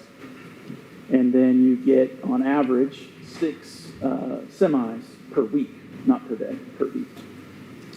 So that's the number of trips that you're recording right now at your facility. Yeah, and that is one of our concerns with the current facility. Right, you share the road with 2 schools. Yep. And unfortunately, as I've seen, there are buildings on either side of the road, so you have students crossing, and it's marked, but it's not ideal, quite frankly. And it is a safety concern, in my opinion. And that segues right into why do we need a new one? Why do we need a new transfer? So what's wrong? Why can't we just use the one we have? Well, the one we have was built in 1995. Back then, the population here was a little over 10,400 something people. Since then, your population has doubled, more than doubled. And as you can expect, common sense would tell you, your solid waste stream's gone up with it. In fact, it's gone up more than double because we're a much more consumer society now. We throw stuff away, right? It's not like it was 30 years ago. So. Amazon. Yeah. Exactly. A lot more packaging, a lot more deliveries, a lot more stuff. And that's not just Gilchrist, that's the whole country. So now we're operating on about 570 tons of waste each month. So we started this whole process back in 2022. I believe the county asked us to go out at that point and look at the current facility. Just evaluate it. Is it big enough? What kind of condition is it in? And it's simply not a large enough building, and that causes problems. Number one is safety. So as I have different vehicles coming in and out of a smaller area, it creates safety issues for staff and for customers. The second issue is I need enough operational space to spread the waste out, like I said earlier. I need to be able to get the waste, spread it out, look at it, pull out things that aren't allowed. When I'm tight and I'm in, I can't do as good of a job if I don't have enough space. So those are the two primary issues. There are also some other issues with the facility. It's nearing its end of its life. 30 years is a long time for a transfer station to be used. And it's structurally, it's not unsafe at the moment, but it would require, if you chose not to do anything else, just staying in the one you're in would require a lot of money just to make it safe for the next 10 years, 15 years. So that's part of it. The next part would be some considerations, as we just mentioned, the school. I think most of us would agree it would ideally not have those truck trips going down a road that all our kids are going to school on and walking across and everything. So that's another consideration of once you already know that what you have isn't sufficient anymore, you might as well factor that into your decision-making process. Okay, Ms. Caitlin? Okay, so, and that begs the question, well, why not just make the old one bigger? Well, that's the first thing we looked at. What you see is the current parcel, and the big square there in the top is the transfer station proper. And you can see that I am hemmed in. To my right is not our property, and it's also a big lake. And to my left is the closed landfill. All right? I cannot, and I'm also limited by stormwater. So as I try to make this building bigger, I have to have a bigger pond. Well, I can't, there's no more space to make the pond bigger. So I physically can't give you what you're asking for on that property. It's just not possible. So, and then also if you stayed there, it doesn't address the issue of school safety and coming down that road. All right, next, Caitlin. Okay, well, why not build it on the old landfill? We're not using it. It's right there, and it's big. A lot of reasons. One, it's structurally unstable due to what's called differential settlement. So when you bury things in the ground, they decay. Some decay faster than others. So if I've got concrete here and I've got a bunch of yard trash here, this is going to decay faster. And if I were to build something on it, it's going to break. Right? That's how it works. So you can get around that. You can build, and they do build, like, down in Miami Beach or somewhere where the real estate is crazy valuable, and it's worth spending millions and millions of dollars to structurally drive pilings and basically building a structure on top of it, of those pilings. That's done, but it's economically infeasible to do that. The other the other issue beyond structural is landfill gas vertical migration. So as things decay, it creates methane gas, which goes up generally. Sometimes it'll go out, but it tends to go up. If I build a structure on top of that, it can get through that structure and create a health hazard for my employees. So I would have to do something to guard against that, again, raising the cost substantially. And finally, doing all of the things I said would require very specialized permitting. You can't just, the state governs that. It says, thou shalt not use this for anything, thou shalt keep the cover grass and slopes, and you're going to mow it, and you're going to monitor it for 30 years. Every closed landfill is the same way, or longer if it's not stable. Some's on 40 years.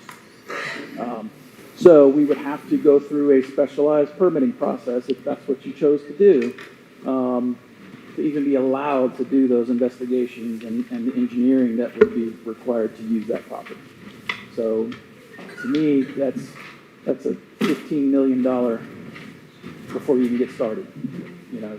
It's too cost prohibitive. Okay. Why not use the animal control site? And we looked at this one pretty extensively. Again, you see this really sort of mirrors the parcel on the other side where the transfer station is. And I'm hemmed in again by the landfill to my right, and private property to my left, which does not want to sell, understandably. It's family owned for a long time. So it's a challenge because of the same issues as on the other side. There's stormwater requirements for the closed landfill that I have to continue to meet. And it's a little iffy. About half of that property would be a stormwater pond, right?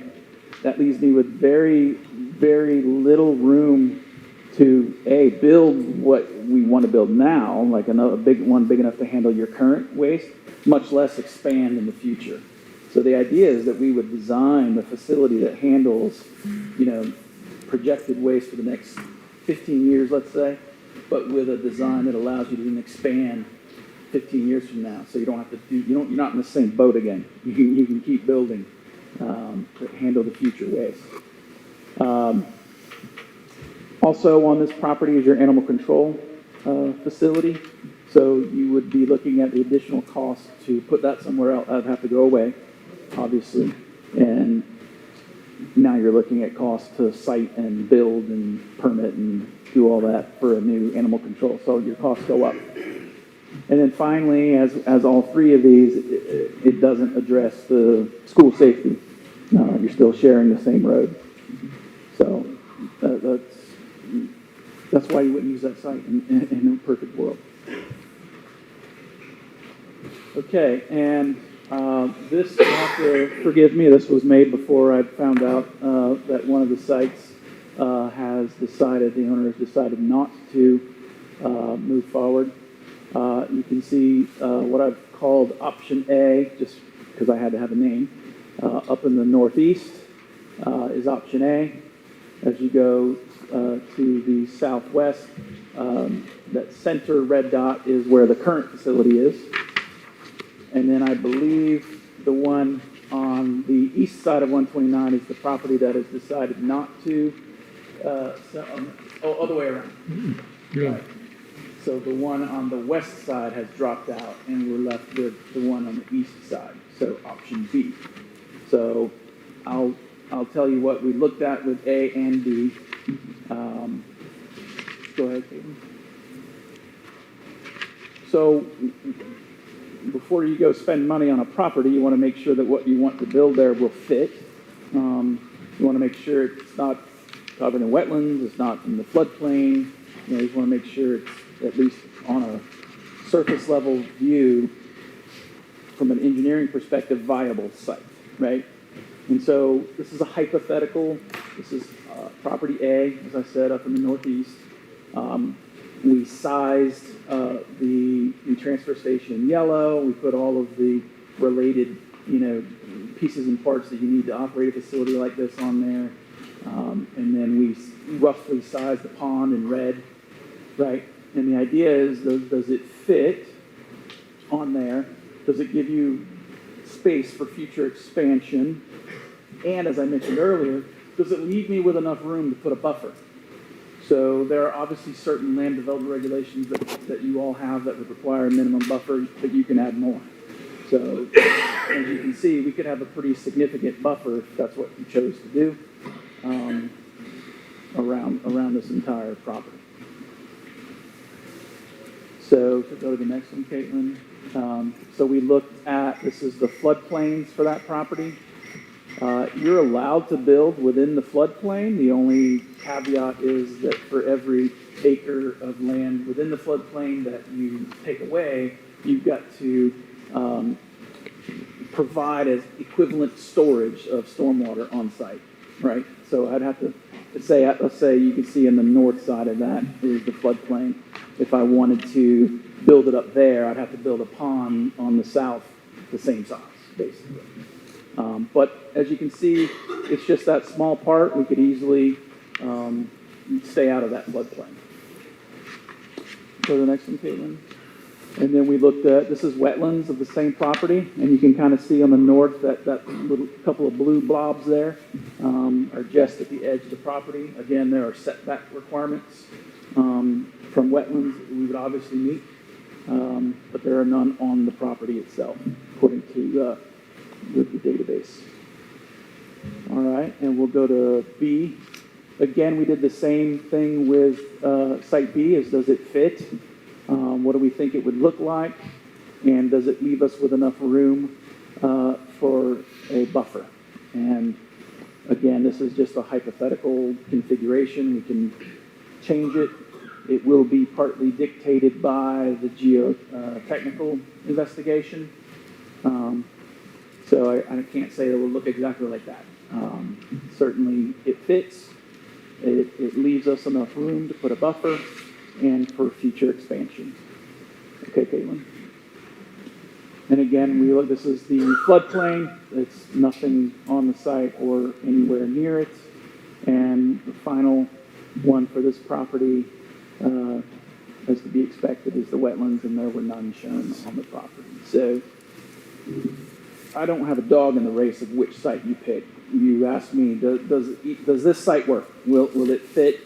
Does it have red flags of wetlands? Does it have red flags of floodplain?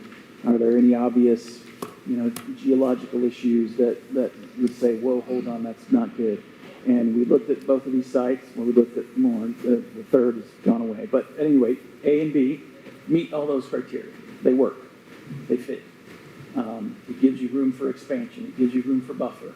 It doesn't have issues with wetlands. It doesn't have issues with floodplain.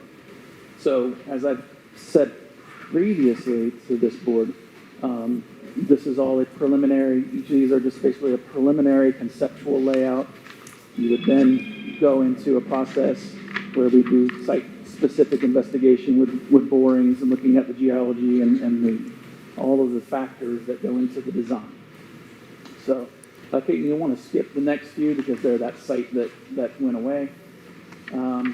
So, assuming the board moves forward with something, what would be the next steps in the process? Well, you would start, Mr. Blang would start on the property purchase process, which I'm not an expert in. We would have to go look at the zoning and likely do zoning changes. There'd be hearings for that. Public could have input on those. As I mentioned, we would do a geotechnical investigation, an environmental evaluation. Are there gopher tortoises or other species that we have to protect? And then based on all of that data, we would do a conceptual design. Certainly, we could do public input sessions on what that looks like. And then once that design is selected and sort of the footprint is chosen, we go into the permitting process with the state. Again, there are hearings associated with that permit being issued that the public would be notified of and able to speak at. Once the permit is issued, we would go into bidding, hire a contractor, construct, and operate. And that's regardless of where. It's just a random spot. And timeline to get through that in a normal without any big hiccups? Let's be realistic at 3 years. Three to 4 years, okay. And I will say, as the chair pointed out earlier, the $4.2 million appropriations came to the county through a grant agreement with the state. I have your former county administrator and I are on a bi-weekly Teams meeting with the DEP, who is overseeing that grant. We provide updates as to what's happening. They allowed us to extend the timeline of that grant through, I believe, October for this process of finding the site. So our time is running out on picking a spot. And I'm not trying to be a naysayer or a doomsayer, but at some point, the state will say, enough is enough, and you need to give us that money back. So, and that might be what you choose to do. That's up to the board. But I will tell you that I know the county saved roughly $3 million of your own money to build or to put towards a transfer station. You can't build one for $3 million. Ms. Langford. So I have a question. So number one is purchase the property. So if whatever one we decide on, we purchase the property, and they come back and say that once they do the geotechnical investigation and the environmental evaluation, that's no good, then I'm not a real estate attorney or these guys, but I would believe the sale would be contingent upon okay, I was allowing making us to sure. go Okay, do that's the- what I was yeah, making sure. Sure. Okay. And again, that's not my area of expertise. Perfect. but That's what I wanted to know. That's typically how you do it, is Okay. the sale is contingent upon, give us 120 days or whatever it is. That's what I wanted to hear, Yes, so ma'am. thank you. Yeah, I think with Side A, we entered into an option to purchase, and it has It's all that in effect there. now, and it has those parameters in it, that you have the geotechnical investigation, environmental evaluation, all that stuff before you exercise your option. Good. We have one in place, that's what. Excellent. And that concludes what I have Okay. ready to present. It's up to you, Mr. Chair, how you want the public to speak. You want me to be ready to answer? You want to go through your summary? Oh, yes, sorry, thank you. Okay, so I'm going to repeat myself here, but just hitting the high points of the presentation. Your current transfer station is more than 30 years old. It's not big enough. Again, what we're proposing is a transfer station, not a landfill. Household hazardous waste is only handled on those special toxic roundup days, and it's not part of the normal operations of the facility. Leachate, the liquid I described, is collected, stored in sealed tanks, and transported off-site, out of county, in fact. The waste is also transferred out of county. And I think that really sums up what we're talking about here, is that this is a facility that is designed to be environmentally sound, and you're in a position where the status quo of what you have now, you can't keep doing. You have to do something. It's not feasible to keep going with the facility you have right now. So inaction really isn't an option. You have to do something. Okay. Board have any questions for Mr. Locklear? No? Okay. Any comments before we take public comment? I will make one comment, and I'm not going to mention any names, but I did talk to the people that currently live right around the transfer station that we all have right now. I talked to them at 3 different times. I didn't talk to them as a group. I talked to each of them individually. And I said, what is the biggest problem with the transfer station across the road from you or near you? And I got the exact same answer from all 3 of them. They said nothing. There is no problem with that transfer station being across the road. They said, we never smell it. We very seldom ever hear it. And Bobby does such a good job of cleaning up around it that it's not an eyesore. He said the worst thing we had is the road coming in was covered with more trash than other roads. And he says, when we mentioned that, the prisoners now comb that road once or twice a month and pick up, and we now have probably one of the cleanest roads in the county. And I said, so you have no problem living next to a transfer station? And all 3 of them said, none, no problem at all. So I want everybody to understand, nobody wants it near them, but the people that's had it around them for the last 30 years don't have a problem with it. So I do have one thing, Mr. Chairman. I'd like for everybody in the room and outside to put yourself in our shoe. We've been elected to make a decision. We've went through the process. We've looked at properties. We've ruled out this, ruled out that, and we've got our presentation here tonight, and most likely we're going to make a decision. I'd like everybody to look at the evidence, consider all your findings, or whatever that may be, one of them Mr. Martin just mentioned, and I would like to ask you, what would you base your decision on? What criteria would you use to make that decision? I've got mine that I've done, but I'd like to ask you, what site would you pick? Nobody wants it, but we got to pick one. Okay, we got to haul off trash. That's the bottom line. We got to do it pretty soon. So look at all the evidence, hear all the input, and tell me what you would base your decision on. Because we've got to make a decision, right or wrong. Somebody's going to leave here mad and somebody's going to leave here happy. But we've got to make a decision one way or the other. So look at the evidence, look at the criteria, look at everything that's being presented, and say, okay, I'm going to base my decision on this, and this, and I'll give you my findings later on, what I'll base my decision on. But just ask everybody to do that. Okay. Anybody else? I'll mention that all of us have gotten lots of input through phone calls, emails, in-person visits, and I'm sure we'll hear from some of you tonight. We appreciate you being here and your input. What I was going to start with, I was going to try to do it by site, but I'm not sure we're going to be able to do that the way. We've got a speaker card that we ask each one to fill out, and maybe we'll try to start with Site A. We did hear from some of the Jenkins family last meeting that have some property around Site A, and their opinion was Site B was better than Site A. And I told them, well, when some Site B folks get here, they might think the opposite. And but seriously, as Commissioner Langford just mentioned, it's a tough decision. We've worked on finding property. And I'm sure that I heard there may be somebody else wanting to offer property, but at some point you got to decide and make the best decision that you can for the county and for our children and our grandchildren. So I have Debbie Jenkins as a speaker, and I think she was here last time, and we appreciate you being here this time. And I guess I'll mention we're going to limit to 3 minutes.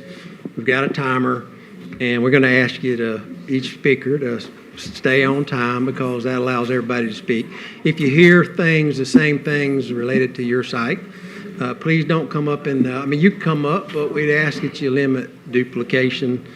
And I guess the final thing, and I'll let you go, Ms. Jenkins, we're not going to be able to engage and answer every question, or we won't get through it. So we're just going to ask you provide input. We're going to take notes. Maybe Mr. Locklear or Mr. Newton, if at the end we can summarize, some things we've heard if we haven't already answered them. So you go ahead. Thank you for being here. Okay, thank you. Once again, my name is Debbie Jenkins, and I want to say thanks to Mr. Locklear. That was a very informative presentation, as was the information series you all sent out. It answered a lot of questions. But I'm here, of course, once again to share our concerns about County Road 340. 47 and 340 is an extremely busy intersection, and I think you're all aware of that. We've got pine straw trucks, we've got delivery trucks, the Dollar General, corner store, we have logging trucks, we have produce trucks, and then you add to that the traffic from the springs that are in the area, the 3 churches within the area, and you add a transfer station to that, and in hearing the increase or just seeing the traffic that alone brings, I think it's going to overburden that intersection. We've got the food court, which the food thing we just heard about tonight. That was new. You've got the 138 and 47 development. So it seems like you're just adding more and more. There's got to be concern for the condition of the roads. 340 West, we pull out of driveways and take our lives into our hands every time because of the speeding vehicles, the trucks, and, we're on a blind drive. There's several of us that are. And so we just feel as though this particular site, due to all that's there, and it sounds as if that area is going to continue to grow, that is not the best location. Appreciate all that you're doing. And as you said, it's a very difficult decision. Yeah. And you're going to make somebody mad. But thank you for what you do. Thank you for being here. All right, I have Miss Ann Allman. welcome. Thank you. And Mr. Locklear did an excellent job because it was not anything that I thought a transfer station was. I feel much better about having a transfer station. And now I understand why we need a new one, because the old facility.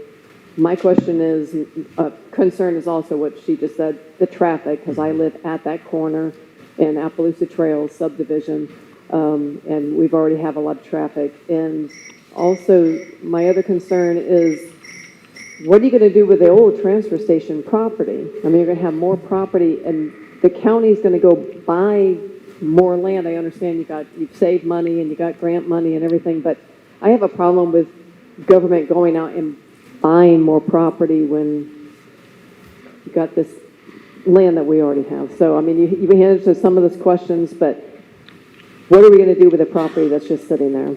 And is there something we could do with the landfill? Not build on it, but I know in Fort White, they had the Fort White Gun Club. That's an old landfill. We could do something like that to make it useful, at least, and teach people proper firearms. So anyway, just some suggestions. Thank you very much for the opportunity, and that was a great presentation. I really appreciate it. There has been some talk about different uses for it. I can't really comment on them right now because nothing will be decided until we move, but we're not just going to let the place grow up in trees and be a wooded area. There are lots of different projects that they've considered maybe we could put on those spots. But we do have to stay off the current landfill. But there's lots of things we could do if we needed to. Okay, I have, I think it was Melissa Martin. Yes. Great point. And not on the transfer station site that exists now, but on the old landfill. I said you couldn't build things on it. You can't build structures, but you can have parks. It's not uncommon to have soccer fields and other things that don't have any structure on them, but they can be as what's called beneficial reuse. So that landfill, and that's sort of an ancillary topic, but as you brought it up, I wanted to, that's very, very common. A lot of times, radio-controlled airplane clubs, things of that nature, parks, things like that. The likes from Sarasota on their old landfill, they beat a beautiful park with nature ways and everything else. So lots of ideas, but we haven't decided on any of them, so I don't want to, but. Go ahead. Yeah. All right. Miss Martin. Hello, everyone. You may know me as Missy Martin. I wanted to speak on the 340 transfer. I also live across from the property, so it'll be on the curve, so it's a blind driveway for me as well. I asked for y'all to please consider the Pine Straw business that's there, the Marathon, the Dollar General, the bottling plant, the springs, and the dangerous intersection that we already have to deal with. And then you're compounding it 40 to 45 cars a day that will also be coming in and out of that transfer station that we will also have to deal with at that intersection. It's a daily thing, and listening to those trucks come in and out, it's, it's already a bad spot. And I just think you're making it worse by putting another business right there. I understand that it's, I hear what you guys are saying, that it's a hard decision that you guys are going to have to make. I've also heard things that it's already been a 5-0 decision made against the 340 property. I also hear there's been a $5,000 deposit, non-refundable, on that property as well. So my efforts might be fruitless, but I'm going to try, needless to say.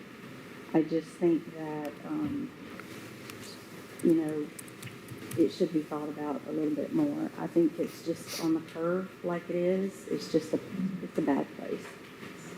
And, school buses and everything too running up and down that road, just like they all are in Gilchrist County. But I just think that spot right there with everything we're also having to deal with in that section is bad enough. And I know that Tommy knows, he lives over there, I do. so it's a bad area. So if you guys would please consider to try to relocate it somewhere else. Okay.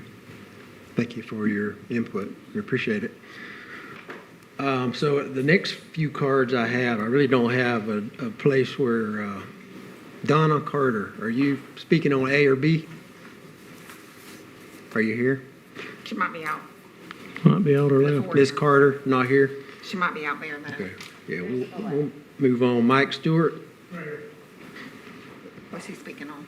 are you speaking on A or B? In general. In general, okay. Welcome. We appreciate the input.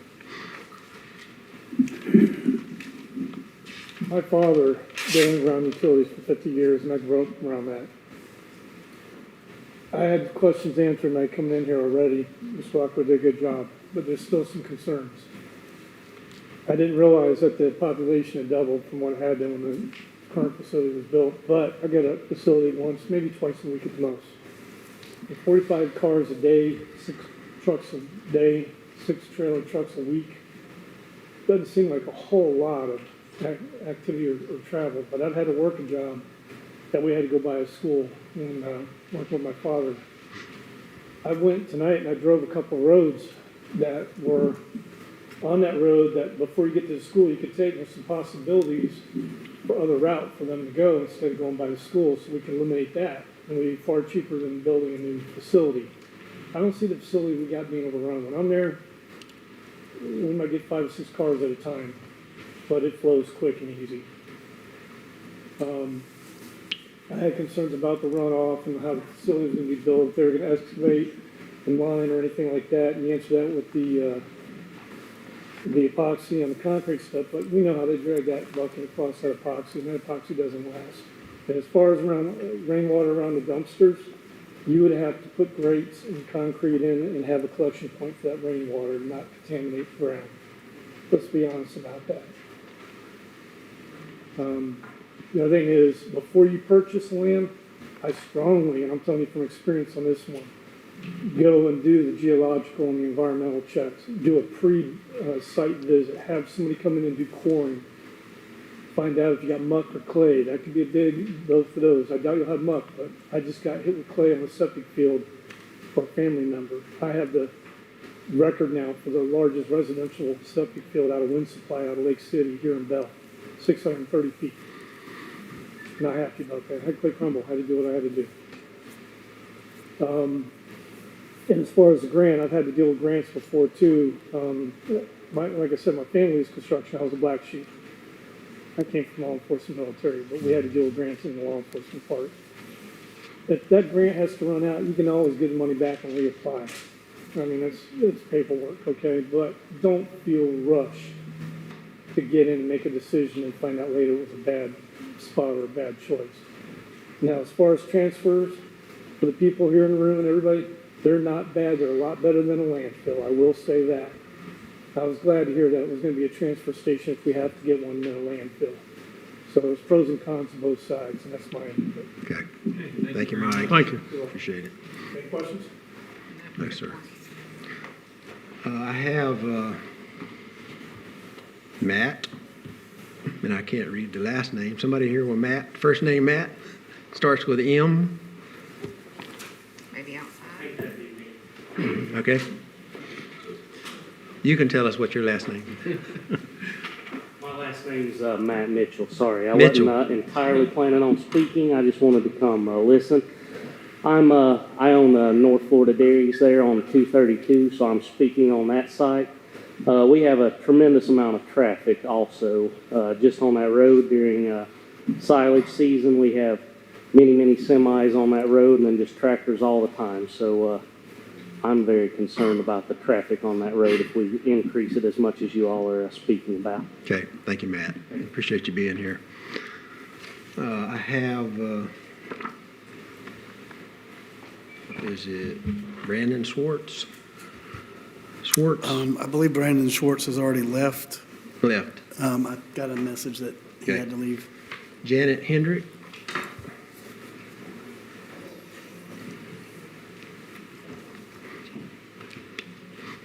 I'm Dixie location.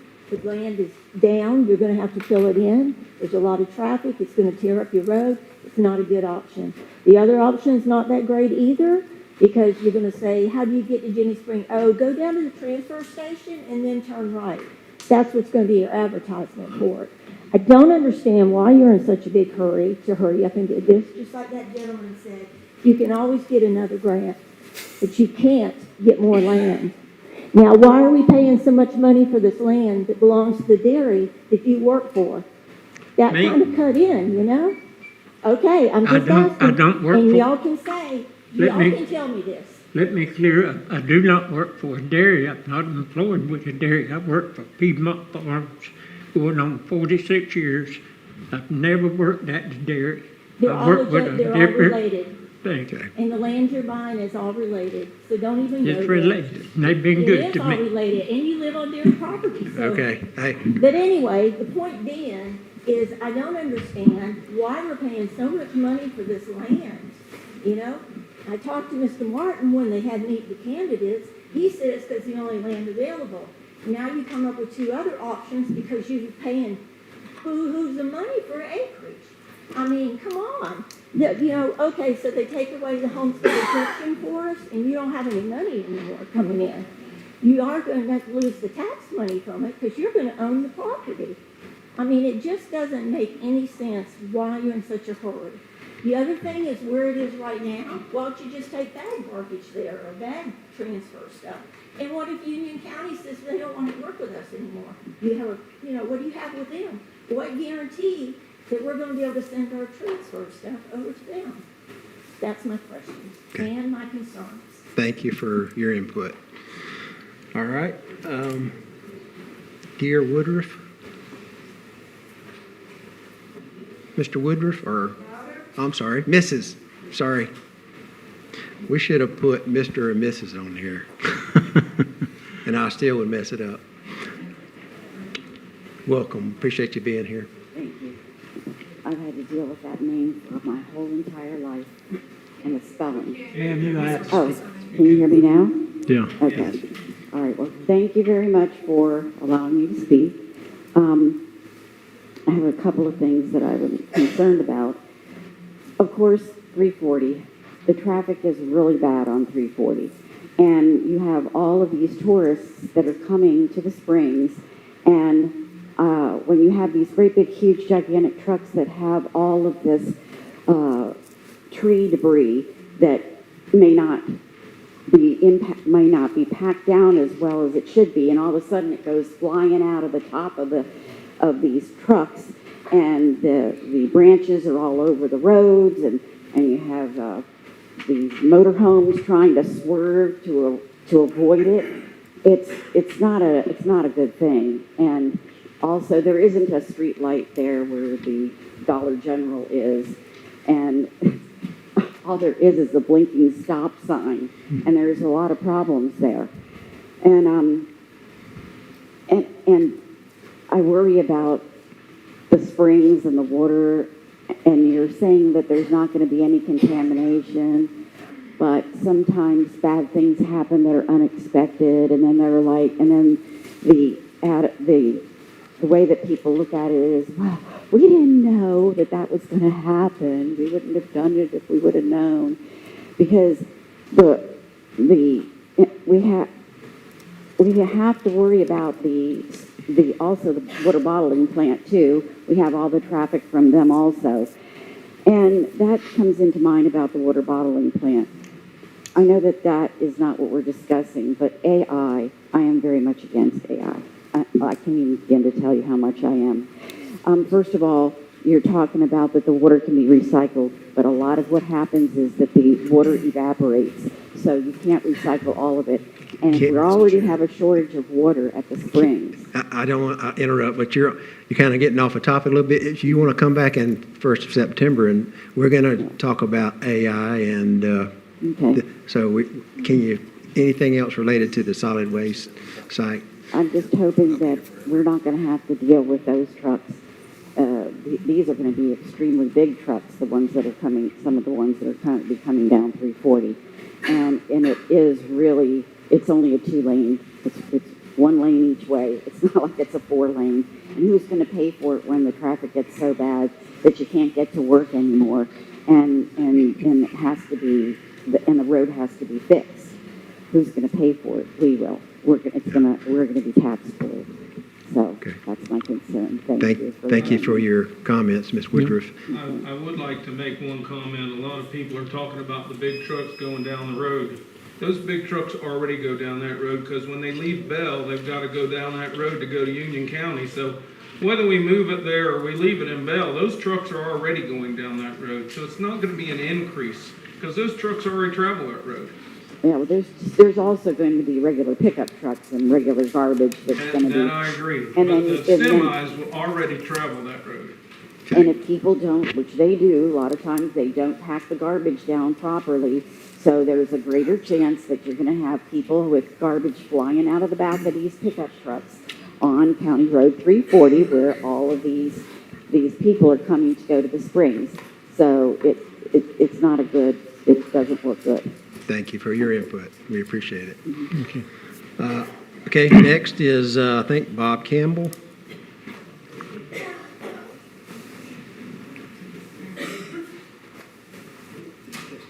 Campbell, I think. Yeah, he's on the way. Yes, sir.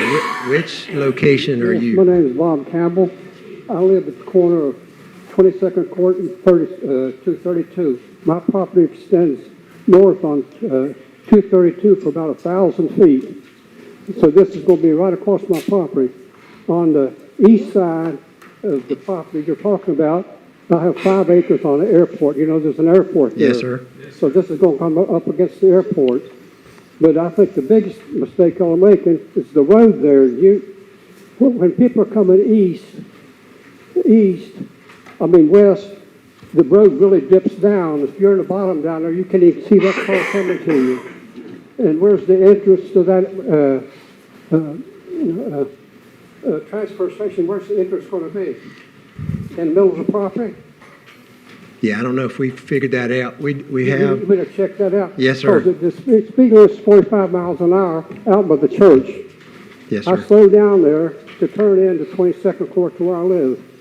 Every day, if I slow down, people are blowing a horn or passing me going about 50, 60 miles an hour, and they're going over that hill 60 miles an hour. And that's right in front of where y'all want to put this.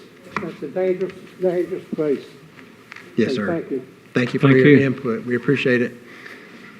I have, is it Cheryl Holly?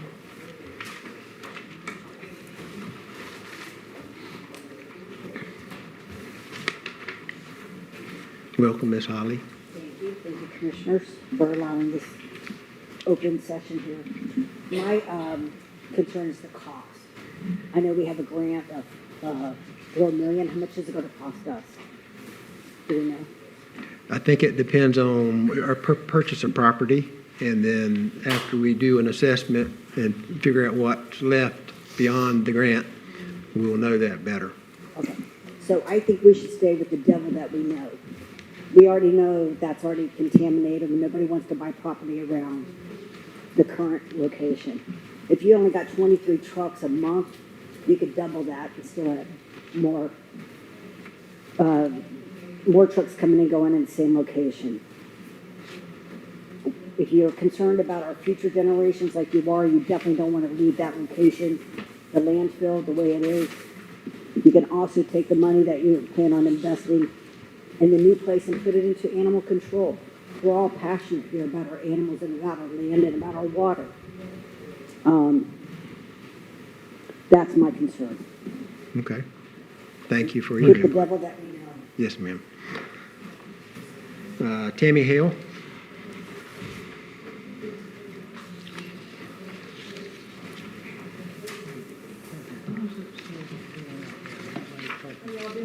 Good. Good afternoon. How are Thank you for you? giving me the opportunity. And the first thing I want to say is thank you to Mr. Bobby Rush for taking a half an hour to speak with me the other day. Mr. Rodney Tomlinson, he was wonderful to speak with too, and Chris Ruggles from the property appraiser. So I want to start by saying I support Gilchrist County planning for its future solid waste needs, and I understand the need for the transfer station. My concern is whether we build My concern is whether we are choosing the location that best serves the people of Gilchrist County for decades to come. We've already learned it's 30 years since the last one. Over the past several weeks, I've reviewed available information, spoken with the county staff, and visited sites. And after doing that, I come up with one question. Are we making the decision with the benefit of a complete evaluation of both of the proposed sites? Y'all threw a wrench in my works here when you, not you guys, but when 10th was pulled off, so bear with me. I believe that each site should be measured using the same standards: public safety, community impact, long-term suitability, and the number of residents affected. Based on the information I've been able to gather, the County Road 232 site leaves me with the most unanswered questions. According to the property appraiser, there are 139 homes within 1 mile of the County Road 232 site and 344 homes within 2 miles. 340 has 86 homes within 1 mile and 235 within 2 miles. That's 53 more homes within 1 mile and 109 within 2. Those aren't just numbers. Those are families who live with the consequences of the decisions that are going to be made. Safety is another concern. County Road 232 has blind hills, limited distance, a curve that reduces visibility, and reoccurring flooding. And while I know we're not on the flood map there, signs go out every year there that the road is underwater, every year. We already know that this roadway presents those challenges. Is it the best location to increase heavy truck traffic? The surrounding area also deserves careful consideration, as the proposed site is adjacent to an active dairy operation that moves cattle across that road, approximately 600 feet from Redemption Church and directly across from a natural gas shutoff, and immediately next to an active airstrip. I'm not suggesting that these factors automatically eliminate the site, but together they raise important questions that deserve answers before a final decision is made. For example, the transfer stations that have a potential, I'm not an expert, I'm just suggesting, potential to attract birds and other wildlife. Has the county evaluated whether that could affect nearby aircraft operations? Have any aviation or regulatory concerns been reviewed? If those evaluations have been completed, I would like the board to acknowledge that and let the public know. My request tonight is that not that you choose your location one over the other, but simply evaluate before making the decision. And the last thing I'd like to say, since my time is up, is you just passed a resolution in honor of Mr. Bennett, and renaming the road right there.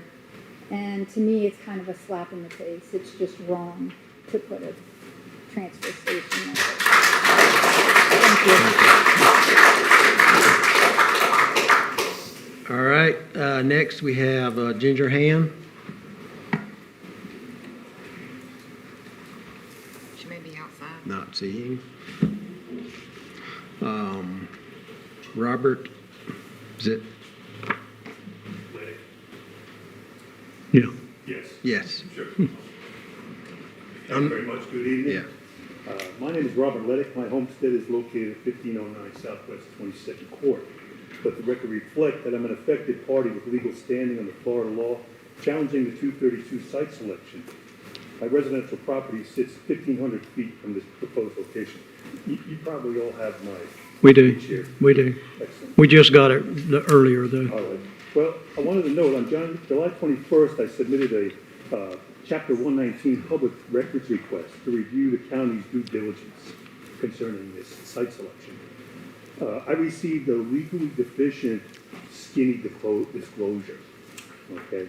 The county has failed to produce all relevant emails and related text messages from personal phones that you guys use to conduct business.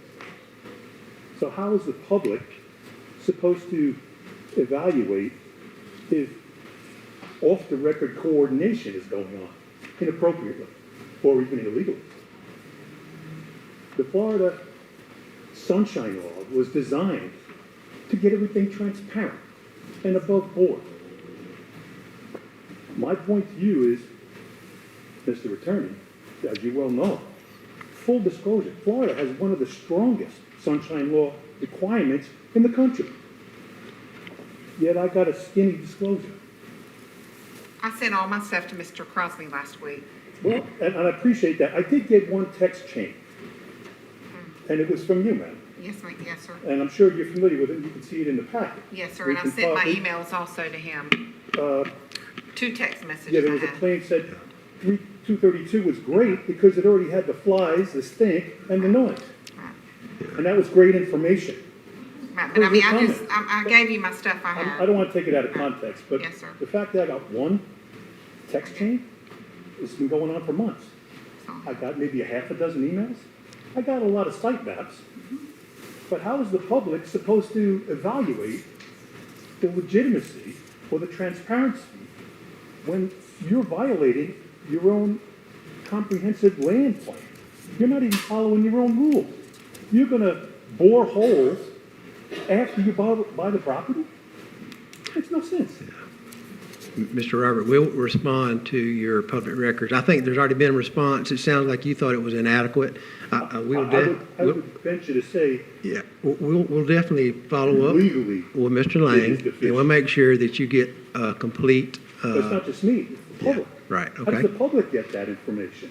Well, we'll provide it as required by state law, and so I think if you... I understand, and I appreciate that. Yeah. I think my time is just about up here. Thank you for your time.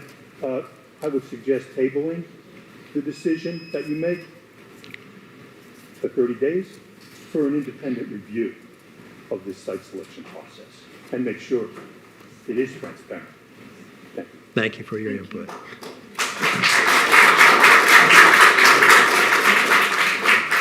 Mr. Bill West?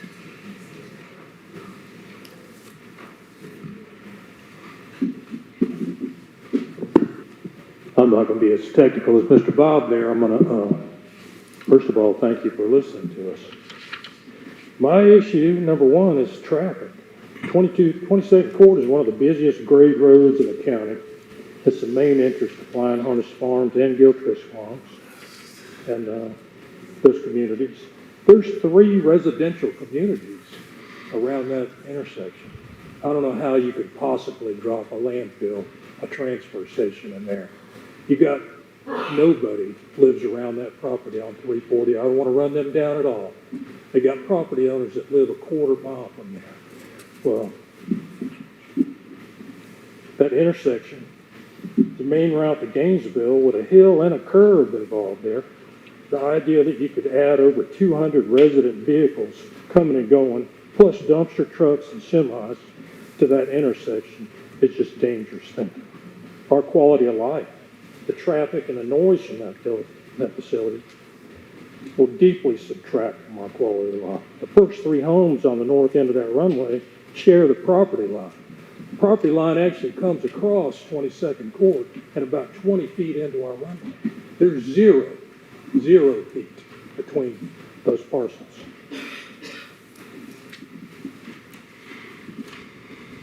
And that 22nd acres, those 22 acres, that's our buffer from the dairy.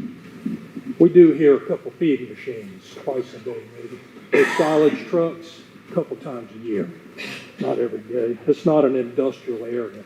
That dairy is more like a farm than an industrial plant. Our property values. I saw a thing up there where if you studied 66 properties and there was no impact, I don't believe that for a second. We knew the dairy was a pre-existing condition. We hear that some noise from there, but the noise of that transfer station would be 9 hours a day, 6 days a week, and will make our homes probably unsellable. Safety.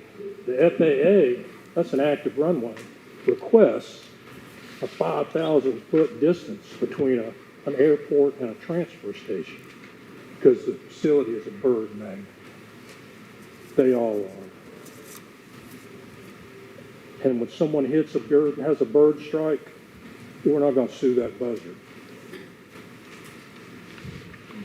Environment. The soil in this area is very sandy and porous. The water table, and I know this personally, it right now is in the high 40s. Any kind of leak at that facility, and especially everybody doesn't drive a new truck. There's a lot of old trucks and cars that go back and forth to that dump that are leaking oil and who knows what else, antifreeze. That's gonna go right into our water supply. The residents of the neighborhood on 3 sides are adamantly opposed to this facility. I got a petition I'll give to your clerk right now with 190 signatures against this facility.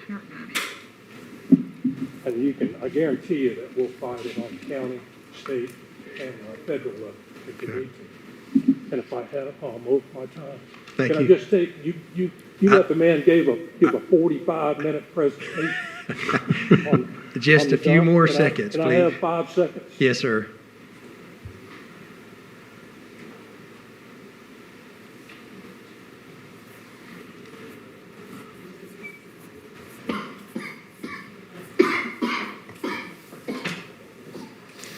You're looking for something on your phone. I'm sorry, I'm technically That's okay. disabled. I'll try and get it to you. Thank you. We appreciate your input. Next, I have Miss Barbara West. Thank you, Mr. West. He used your time up? That's my husband. I'm sorry I get a little emotional because one of those pictures that you showed of the 232 property had our house on it. And so it's real close. So I wrote some things down, and I know that a lot of it is repetitive, but sometimes we need to just emphasize how much it means to us.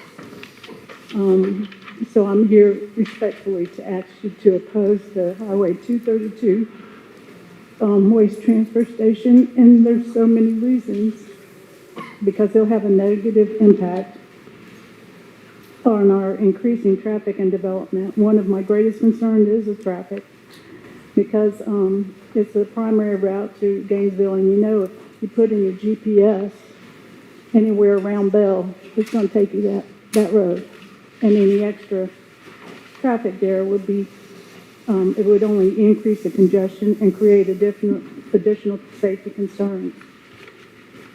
And Mr. Chairman, you've mentioned 3 times now about our children and our grandchildren. So about the children, we have several homes there that have little children that connect right to that property.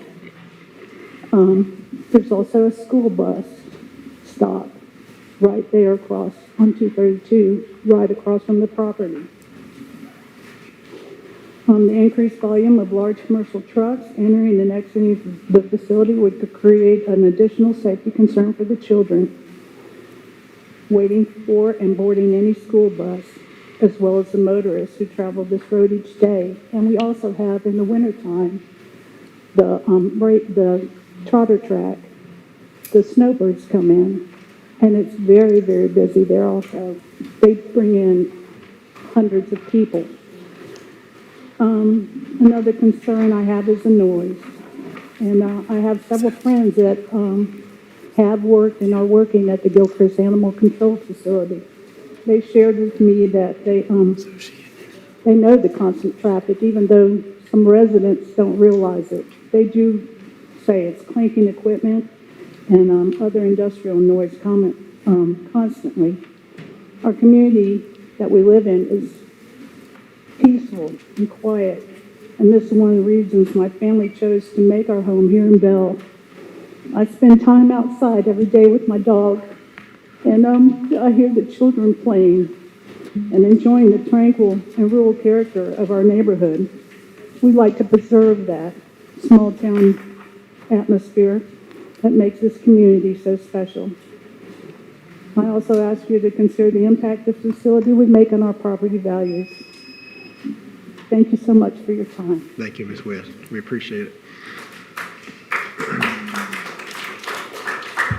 All right, well, I think Ms. Ginger Hand, are you here?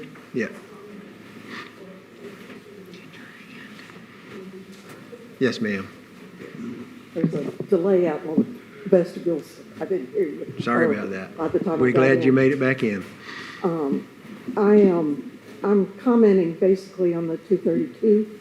I represent 35 property owners for Gilchrist Training Center, which is a harness horse training facility with its own track, and there are horses on that road.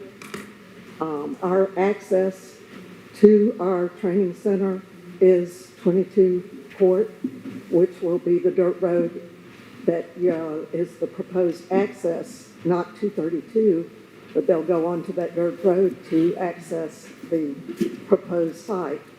I've already been hit by a semi on that dirt road because it's too narrow for two vehicles to pass each other, and there's not enough place to turn off. So again, the airport is an issue, but there's horses that are on those roads, that get on those roads for probably 100 years now. That's where they go back and forth to the track to train. It's not going to be a very good place for people trying to get to the landfill or transfer facility. We already have issues there because of the dairy, with all the trucks crossing and the cattle crossing on 232. It is a main way to get to Gainesville. So there's already a lot of traffic there, which everybody has already explained. I just feel that those sites are inappropriate for what we're proposing. And like some people have said, I would like that you would think about postponing a decision on this. And I was only aware that this was happening when they posted the signs. And so we kind of got together at the facility and said somebody needed to talk to you guys. And hopefully, if it gets out there a little more, there will be other people that would be willing to sell that would have a better place. I just don't think either of these is going to be good for our community. And I know ours isn't.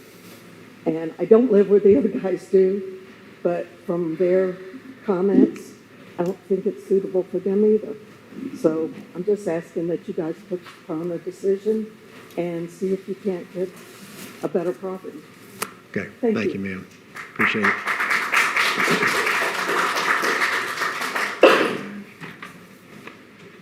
So is it Brandon Swartz? No. Donna Carter? No. Or, Tammy, that's okay. Is he here? Carter?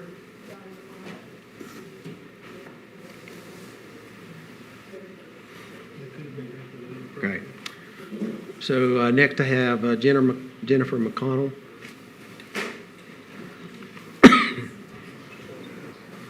Welcome. Hi, guys. Thank you for having me, and I want to thank Bill for talking to me on Friday. So I own property on 47 and 340, and my brother is Joshua Moore, and he spoke about this property to the county commission, at least one of them, and back, he said 5 or 6 weeks ago. So my question, really why I'm here, I live in Alachua County. You guys are probably like, why is she here? Well, I own property in Gilchrist, a couple of different properties.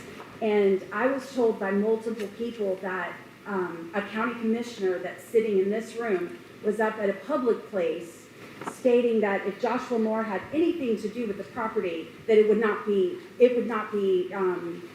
even looked at. And so for me, I said that to clear the record. okay, good. Well, I just want you to know that my husband and I, who I grew up in, I graduated from Bell High School in 90. I paid my taxes. I've been a good citizen. My dad lived here for many years, passed a couple years ago. My mom and stepdad lived here. And it was very hurtful to me because my brother has absolutely no ownership in this property. It's my husband and I. Where is your property, On Jennifer? 340 and 47. 47. I don't know if it's a better property. I just know that, like you guys said, I think things should be up and up. I don't think anybody should have the right, because we're elected officials, to exclude or include anything because of their personal beliefs. So, I hate public speaking. I hate being here. I'm in healthcare. This is not what I wanted to do. However, I have property that might be a better option. It might not. If I was in any of these neighborhoods, I would not want it next to me. I'm telling you guys that. But I feel that, if you have to have it, we have to pick a place. That all of the places should be looked at. Your So- property is on 47 and 340, Yes. right across the road from the Dollar store. General. Dollar store, yes. Right behind the And I voting bought precinct. that property as an investment property. Does it- Years back. Does yes. it butt up to 340 also? Yeah. Both. Okay. Both. Both. It's cleared land, it's over 20 acres, but it's not even, the whole point for me being here and sitting here through all of this is that I don't care if you like my brother or not. I love him, he's my brother, but it shouldn't matter. It should matter only like what's best for the community and what's best for the When- county. When did you bring that to someone's attention, that land? So it was, he spoke to it, that's the thing, I don't want to bring up a specific, it wasn't you, Sharon. I know, I just I didn't see But her. my brother brought it up, and he thought it was being added. And then when it came out, I emailed the property, what's Crosby? I think anyway, this County day I administrator. emailed it, he resigned. But anyway, I don't think that's why he resigned. But I emailed it, and then he resigned, and so that's why I'm here. Okay. Just to bring it up and to understand how this works. So your property is like a half a mile from the other property we're Yes, considering? yes, Okay. and like I said, I don't know that it's a better property. I'm in medical, I'm not, but I think that if you have something, it should have at least been brought up and said, hey, we don't think your property is the right fit for us, instead of, when I heard that, and I get angry with my brother also, but when I heard that, I was so mad that I'm shaking, and he's like, I'm the mad one in the family, Jen. So I just think that should be brought up and talked about, and thank you for hearing Thank that. you for your input. Can I ask you a Yes, question? of Ms. course. McConnell, did you, these other two parcels, they sent in the price that they would be willing to take for their parcel. Did you send anything in? I didn't. My brother told the commissioner that he spoke with what he thought that I would accept, but I didn't do that. I would have done that. So it was word of mouth, nobody sent anything into the county to be addressed? No, I did on Friday, Well, but that was too late, and I know that. But I just saw this email today. Right, For the first time, and that's why I say, I haven't seen any price or anything about the Right. land or description or anything like Right. that. I just know that the property that I have is cleared. It's like, yeah, there's no buffer. And I'm not saying it's the best property. I just think that everybody should know that that's how decisions are made. And I don't Thank you think for the your rest of input. you are Yeah. like that. I got a question. Who was the commissioner you said had property for sale? I'm sorry? Who did Josh say, which commissioner did he say had property for sale? Who'd he talk to? He talked to Mr. Linford. Okay. I'm familiar with everything. Yeah. Right, and I appreciate you guys all, so. Thank you. I've definitely spent my time. Thank you for your If you could input. just let me know, maybe email me and let me know. Okay. I think that's all the cards that we had filled out, and I did have another card not related to this. I think, Mr. Bryant, you were going to talk about animal. You going to do it now? Okay. Come on up. He said another time. Oh, another time. Okay. Well, you got lots of wisdom. We like to hear it. No? All right. Yeah. Yes.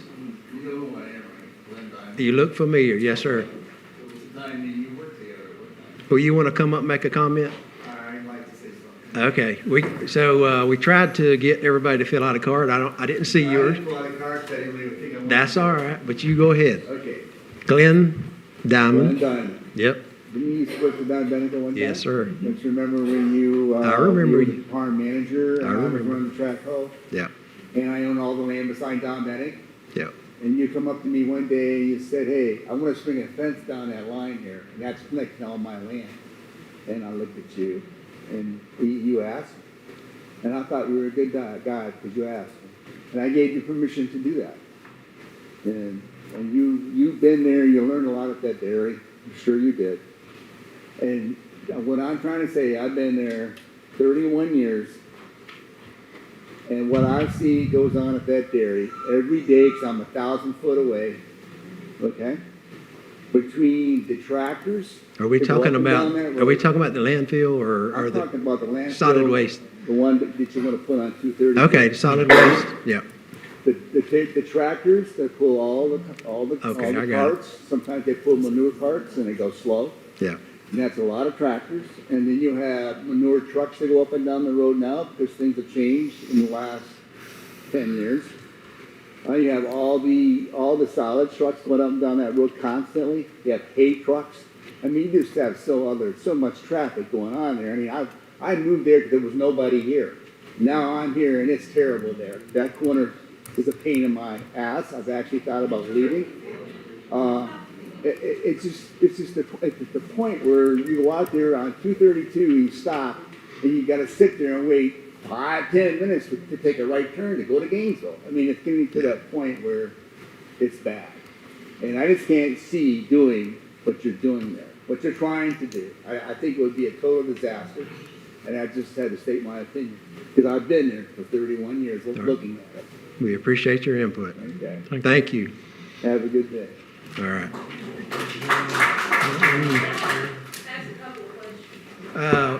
Gentleman in the back, come on.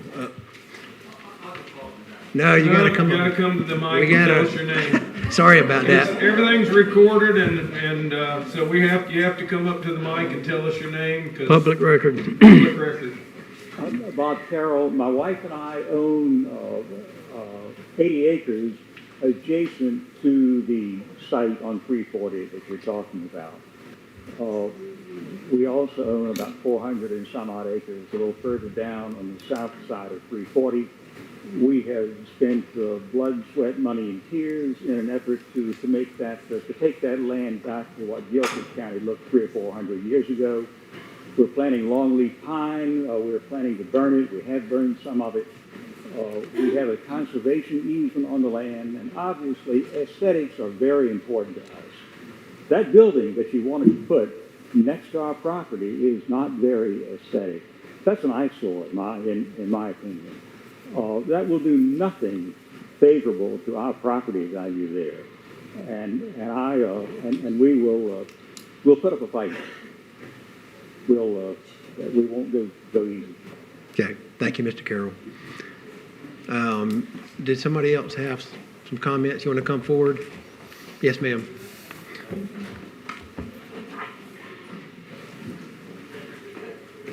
Probably need to ask anybody in the foyer too after she My name is Jennifer Williams, and I live up in Arby's Oasis. But I have a couple of questions that nobody's asked. What is your total grant money from the state? 4.2 million. 4.2 million. 4.2 million. Is everything going to be included, the purchase of the property, everything? How much is the county going to have to put in? We don't know yet until So you have no clue how much more money we, the citizens, are going to have to pay for the transfer? We budgeted 3.5 last year. So you've already budgeted 3.5 out of the county funds, in addition to the 4.2. We got a little bit over 7 right now. Okay. And what is your max on paying per acre of land? You don't have max? You have a minimum? We currently have a contract on the one parcel. For what, 25,000 $25,000 an acre? Is that Correct. not ridiculous? That's what Is that not ridiculous? That's what our contract is at. I say it's ridiculous. Your contract says it's ridiculous. Is that what you said, or 25,000 is what your contract says? I said we have a contract for 25,000 an acre. Okay. Is there any negotiations there? We have a current Would contract any for of you 25,000 pay an acre. $25,000 an acre. That's my question for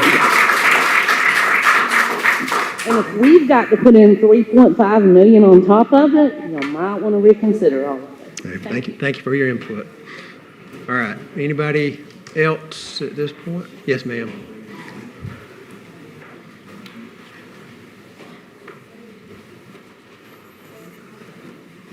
My name's Rachel Smith. Speak up just a little bit, please. All right. I Rachel? didn't plan on speaking, so apologize, I don't have a card. But my name's Rachel Smith. I live up on 47, been there about 16 years. And when I first saw the info sheet of why we need a new facility and our next steps, I was bothered by how skewed the information was presented towards the parcel on 340. The recent land sales information was incorrect and to me was just trying to justify a purchase price of $30,000 per acre, when we're all savvy enough to know that's about 2 to 3 times the market value. And that's not okay. Urgency is not a reason to spend that kind of money. When considering the existing facility, I keep hearing about the location going past 2 schools. I have 2 boys that attend Bell Elementary, and in January of this year, a new road was opened up to move traffic for 1st through 5th grades, which drastically decreased the amount of cars traveling the road. The high school students do cross over to the Ag building, which is a problem that the school board is planning to address. So when you're hearing from residents tonight opposed to both locations.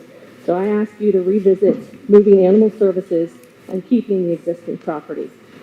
And I can already guess that one of you is going to say, well, it's got to go somewhere. And I get that. But keep it where it is and find a way to make the budget work. I got a copy of the grant, and the deadline is 2.5 years from now, December of 2028. So don't use urgency as an excuse to make a bad decision today. I appreciate the time. Thank you, Rachel. Yeah, come on up, Mr. Billy. I'll just mention related to the deadline. So we received the appropriation over a year and three or 4 months. So we've been discussing this for that amount of time. And as Mr. Locklear presented, we went through all the scenarios of keeping it where it's at and the school traffic and all those things. And so we don't have 2 years to make the decision. If we don't get it done in the next couple months, I say, because it takes time to even enter into a purchase, an option to purchase. And just want to make that comment. We don't have that much time. We could give it back. But then what does that cost? What's it cost our citizens, our residents, 5 years from now? Land's not going to go down. We may not get that appropriation. So then what does it cost our residents? And so it's not an easy, we were listening to you, and we're just trying to evaluate and make the best decisions for our residents. And so go ahead, Mr. Billy. You've got lots of wisdom, and we appreciate you being here. I don't know about that. I'm Billy Philman. I live right across the road from the transfer site now, which used to be the landfill. Yes, sir. And it affected our property and the value of our property. And there's a lot of traffic. That's true. But I believe, if my memory's correct, there's been one accident on that road in over 50 years, and that was my brother. And it was a graded road then. The next day, the county had already corrected that problem that caused that wreck, so that was done. I told Mr. Rush that I was very proud of the way they maintained the transfer site. Mm-hmm. They take good care of it. I've gone to him a couple times when the windstorm came through. He took care of it the next day or by the next day. They mow it, they maintain it, they keep it clean. And I know you got a hard decision to make, but I think we ought to go back and be thankful for what's been done. We've lived with it, but we got a paved road to my driveway too. Yes, sir. Because of it. So the benefit was there. The property owners that lives on that road, I believe every one of them donated the right-of-way. So all of the questions, and every time you drive down that road, those citizens made the sacrifice. Somebody's got to make a decision, and I'm sure glad it ain't me. But, thank you, and thank y'all for listening to me. Thank you, Mr. Rush, for what you and your employees do. I think we'll give him a hand. Yes, sir.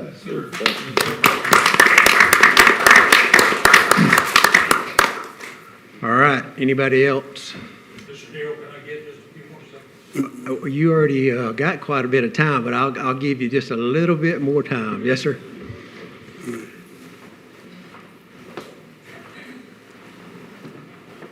Your name?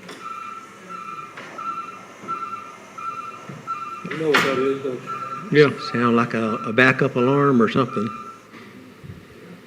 It's the sound of a dumpster truck, 9 hours a day, 6 days a week, Okay. around 3 residential areas. Y'all have been looking at this for a year and a half, from what I understand. We didn't paint you into this corner. You did. Okay. There's other options out there, one of them being that where it's at now. They have such a thing the state does called ground land reclamation. You could use that landfill in between those two properties. And if those people don't mind the sound of that dumpster truck, those 3 people, let them listen to it. Yeah. Thank you. Thank you, sir. All right. I think we're to the point of board discussion. Anybody want to? One more. Okay. Yes, ma'am.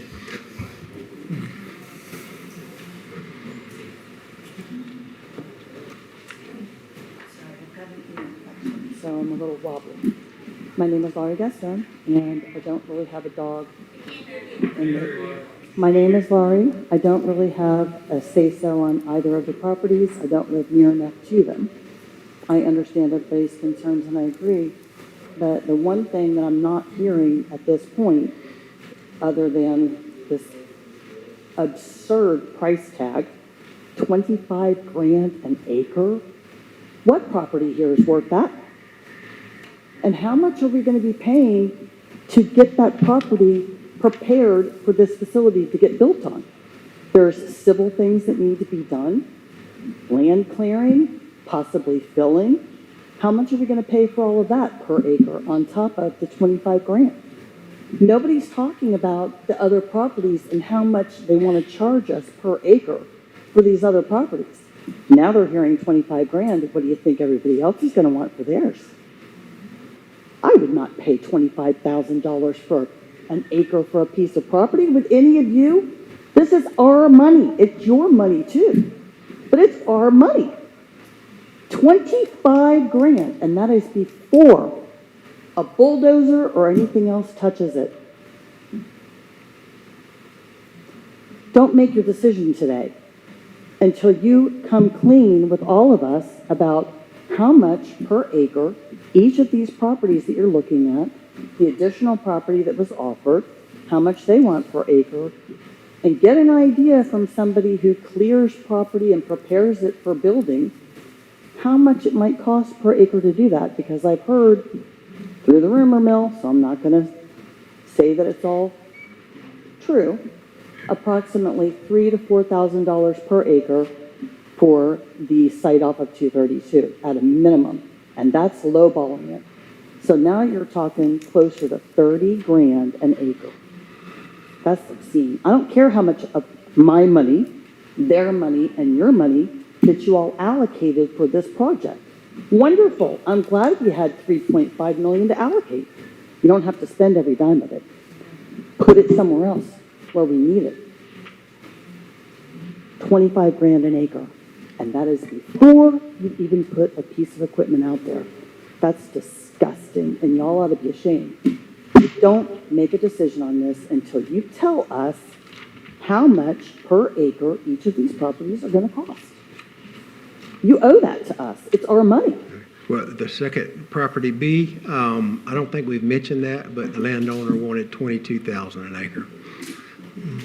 Okay, and I heard that somebody else on 340, but you all offered another person on 340 that was west of 47 was significantly less than that. And you were insulted and offended, according to this person, when she told you what she wanted her price tag to be, which was still significantly less. Okay, thank you. They're hearing this, and this is why the prices are going up, because they know y'all are willing to do it. It's sad. Thank you. My Thank money. you. That's your money. Thank you for your input. All right, anybody else at this point? Okay, 2 or 3 over there. Good evening. Thank you for taking the time. My name is Nick Barassa. I've heard a lot of negative things tonight. I've heard some pretty good positive things. So I'd like to try and keep it positive. Obviously, we hear a lot about the cost per acre, $25,000. I don't think that's going anywhere down now. words out, obviously. But I think we need to still move forward and make a decision because nothing is going to get cheaper. We have an opportunity to take some federal money by the grant. I know that's limited in time. I think we need to really concentrate on taking that money before we lose it. Yes, we can apply for it, but it's not guaranteed that we're going to get it. So we stand here and we talk about how much the cost is per acre. Obviously, there's a lot that goes into that. Planning for each piece of property, what's going to take to get there, building construction and design, ease of flow of traffic. But that $25,000 is pennies compared to what it could be if we don't get assistance from the government or choosing the right property. So what I would just ask is to obviously take everyone's opinion and truly listen to it. There's going to be upset people no matter what. It's just the way it is. But I think for future generations, we talk about children, we talk about safety. We need to do something for the future. I'm one of the younger people that are in here today, and taxes are a big deal to me. That's why I moved to Gilchrist County to help with that from Alachua. So it is really important to monitor and decide how much burden it's going to be on us taxpayers. I get it. I truly do. 25,000 sounds like a lot. But on the flip side, is it really? And how much is it going to be if we don't have 4.2 to offset that? So I would thank you for your time. Thank you, Mr. Locklear, for giving us that great presentation.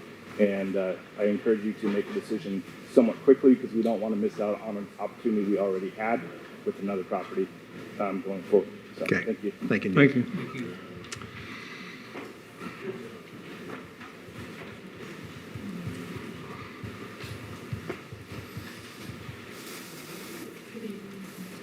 My Yes, name is Nina Solomon. I know some of you have been on the board, been here all my life. But I have a couple of questions. First, correct me if I'm wrong, but this property, was it ever up for sale? Was what? Was the property ever up for sale? Which piece? The one on 340? No. No. Neither one of them. Neither one of them? Basically, we went through the process of looking for property, and I mentioned early on, I don't know if you heard, but we struck out on 8 or 10 properties. Either the landowner said, we're not going to sell it to you because of that, or somebody else bought it before the county got it. And so we started trying to, is there any big landowners that might have property for sale? And we talked to some of those landowners, and that's how we got to where we are. Okay, so if it wasn't up for sale, nobody had ever wanted to buy this land, then why did we ever put a $5,000 deposit down? Nobody else had questioned for this land. Nobody wanted this land. Why would we spend $5,000? No due diligence has been done on the land to even see. So you're not going to get your $5,000 back if you don't take this land. That's really not good business practice. Okay, Mr. Lang, maybe, I don't know, related to an option to purchase, is that customary? In an effort to move forward, the board chose to do an option to purchase with a minimal down payment of $5,000 so that they could do their due diligence and tie up the land in case you wanted to move forward with it. If you found out that you weren't going to use the land or there were problems with the land, you would forfeit the $5,000, but they took that off the market to allow you to purchase it if you wanted it. Okay. But still my question is, if nobody was looking at this land previously, why would the county spend $5,000? Why wouldn't that person that's, if they want to sell the land, why didn't let the county go do their due diligence? Well, I don't understand this, why you're gonna spend $5,000 that you may, if the community doesn't really want this, why, we're not gonna get our $5,000 back. Well, that's the way a contract works, ma'am. Well, that's the way some works. Well, an option to purchase Okay. puts the burden on the person that owns the land as far as they're tied up during the 120 days period of time for them to make a decision as to whether or not they want that property. But by them taking their land off the market, they are entitled to keep the $5,000 if the county doesn't go through with it. At the time, they were afraid they were going to lose the $4 million grant, $4.2 million grant, if they didn't have a site selected. Out the state of Florida wanted them to have a site selected. They looked around, and that was one of the few places they could find that the landowner said, well, you know, we'll sell it if you want to buy it, but here's the price we want. And if you don't want to buy it, then don't buy it, but, you know, go somewhere else and buy it. And they couldn't find another place, so they tied that piece up. Yeah, that's painful that they would lose that if they choose not to go through with that, but that land is tied up until, I believe, September the 28th, at which point they either got to buy it or they lose their $5,000. Yeah. So have we looked at other big landowners in the county? We have looked I mean, all over the county, and we have not found, other than the site there by the dairy, we have not found anyone else willing to sell us a piece of property. We had another gentleman excuse me, we had another gentleman that offered his piece and then later retracted it. We have looked. We've talked to the realtors. We've looked around. We've talked to landowners. If y'all know someone, I mean, we have been looking. We just haven't found anything else. Nina, We had Mr. do you have some property? I don't have any. We had Mr. Crosby put it on the Facebook. We had him put it Newspaper? newspaper. We had him put it on our website, asking people if they had any land to please contact him. We got no bites at all. And I did sit down with Lon Callow, which is probably the biggest landowner in Gilchrist County. A lot of timber land, a lot of vacant land, a lot of places for a site. They've been bought out by another company, and Mr. Carter told me they are in the land buying business and not the selling business. I said, so you wouldn't sell nothing? He said, I wouldn't sell nothing. And I think a couple of the real estate brokers in the area were approached about it. When they found out it was for a transfer station, they didn't have any land available because, you know what I'm saying? Yeah. No one wanted to sell for a transfer station, so Yeah. that was an issue. Thank y'all very much. I appreciate your input. No, sir, we appreciate your input. Somebody over here that has. Yes, ma'am.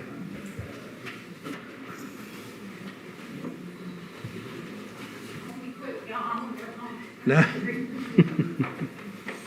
Hi, I'm Laura Cribs. This is my first county commissioner meeting, and I appreciate you guys taking the time. I really appreciate the presentation that we had. What I hear is that people who live down right from the transfer station that we currently have don't have a problem with it, and they made sacrifices years ago to give up their own land and their own property for the rest of us. But I own property not far from this intersection where traffic comes in to go to our current station.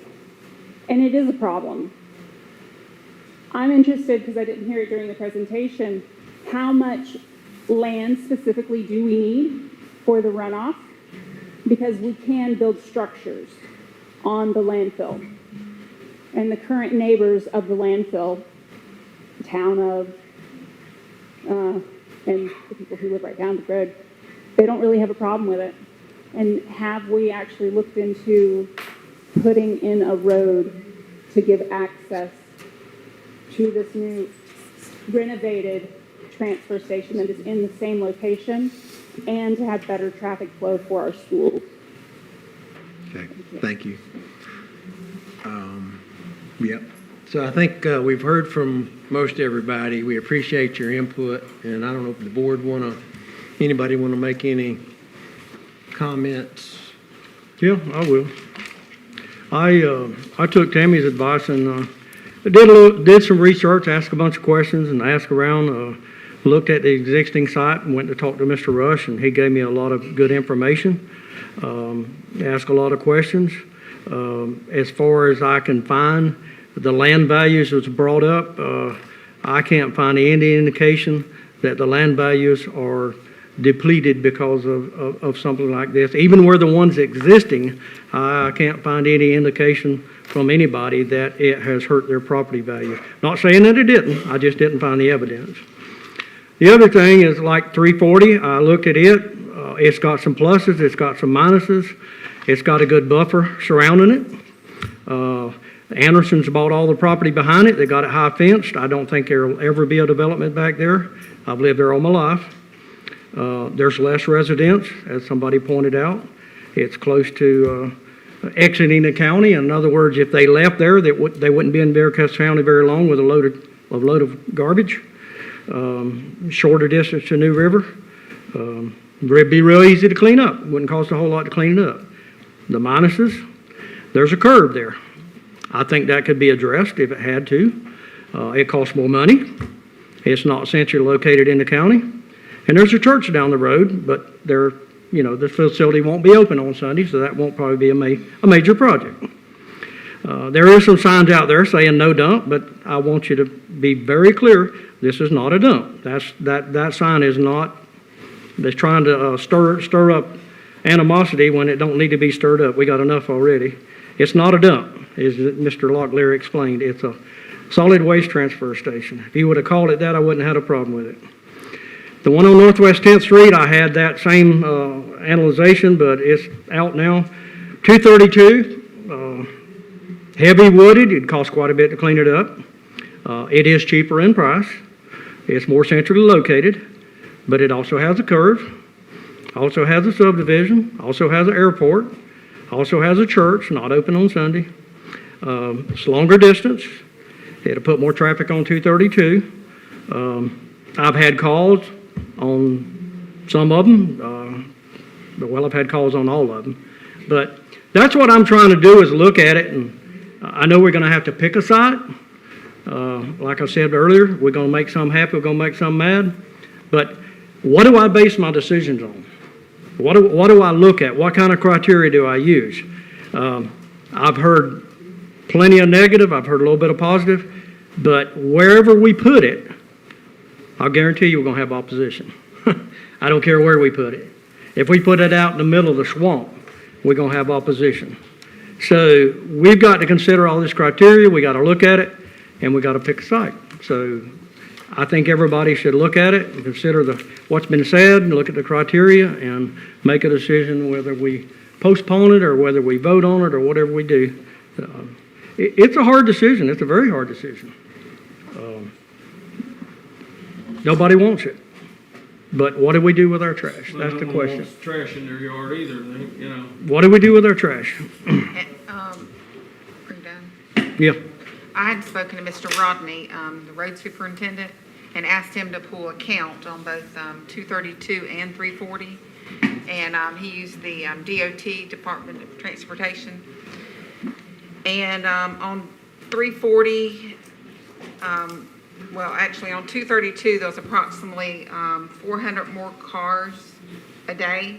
Correct, Mr. Rodney? Yes, according to that, 2025. That was 2025. How many? Say that again. Approximately 400 more cars a day on 232 Then 340. than 340. Someone had emailed me about the, and they sent it to me, and I looked it up also, where the FFA generally recommends that new solid waste facilities that could attract birds not be located within 5 miles of airports serving turbine-powered aircraft. So that's something, on 232 that they mentioned in the email. As far as with homes, within a mile, there's 139 homes. Someone testified to that on 232, within 1 mile, on 340, 86 within 1 mile. It's going to be a tough decision. We're not going to, like Commissioner Langford said, we're not going to make people are going to leave here mad tonight. They're going to be mad and not happy tonight. But it's part of our decision. Mr. Martin, any? Everything I've wanted to say has already been mentioned by the others. Only thing I didn't hear anybody say tonight is, oh, why don't we put it here? Because we had one person that said, well, I have land. It's real close to one we have, but no one else has said, oh, well, we could put it here because it's not going to affect anybody here, because in Gilchrist County, there's not a place you can build anymore. It's not going to affect somebody. I don't care where you decide to put it. There's going to be opposition to it. Now, I know I don't want to store trash at my house. I would like to be able to get rid of it. So we are gonna have to come up with a place to do it. And I know people are saying, oh, well, wait, we got time, we got time. We have been working on this for a while. We have done our due diligence in looking for property that people will sell us to do that. Is the price a little high? Yes, the price is a little high. Is it gonna go down? Not now. Not now. We haven't found anybody willing to drop their price to sell their piece of property. The only thing I like about 47 that is not available on 232 is there's more land available. So if for some reason they're not building any more land in Gilchrist County, if we needed the extra land for something else, the land's available out there to do something with it. Also, with more land, it could be moved farther away from the boundary lines where people are worried about being able to see it. Easily, you could plant buffers out there where it would not even be seen by anybody. We could plant enough buffers out there in that 3 or 4 years you wouldn't know it was back there. So that's my comments. Okay. I did have, just a sec, I did have, down the road from my old address, 20 acres of grassland just sold for $400,000, $20,000 an acre, just grassland. Yeah. $20,000 an acre? Yes. 20 acres of grassland sold for $400,000, not highway frontage, it's on a county grade.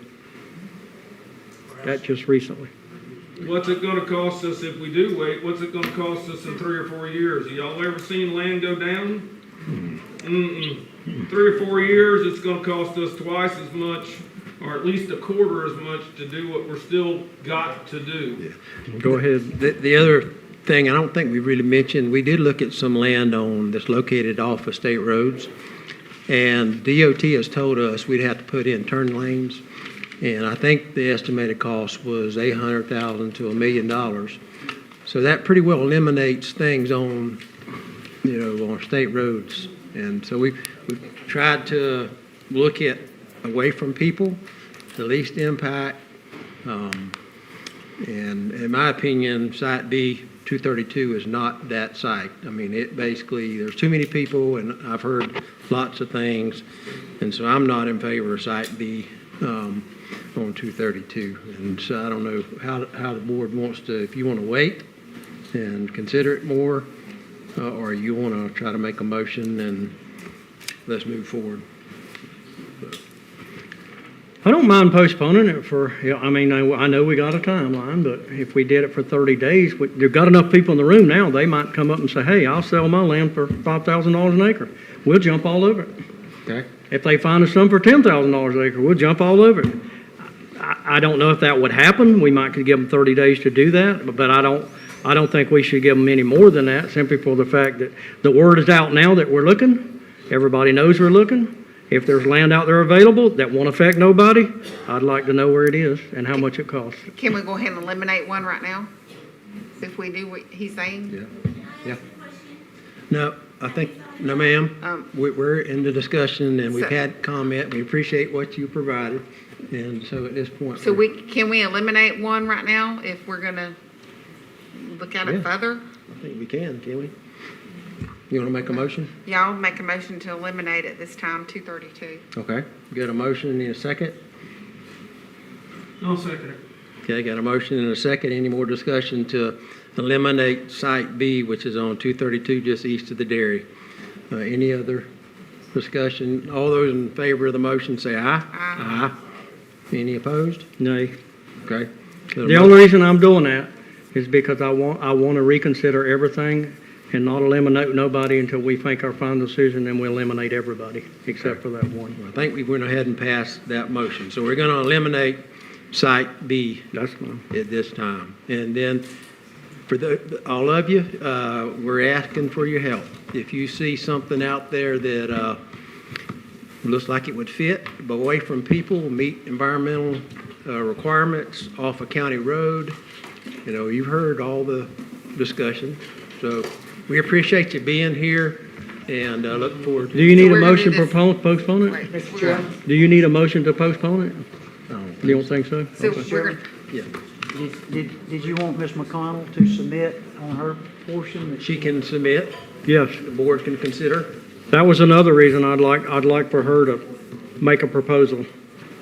I told Josh what to do, but I think it was a little And late. then I had one So other does question he, you before don't need to make a motion then to extend it? He doesn't need to make the motion? I don't think, we just have it on the board, I mean, we don't have to decide.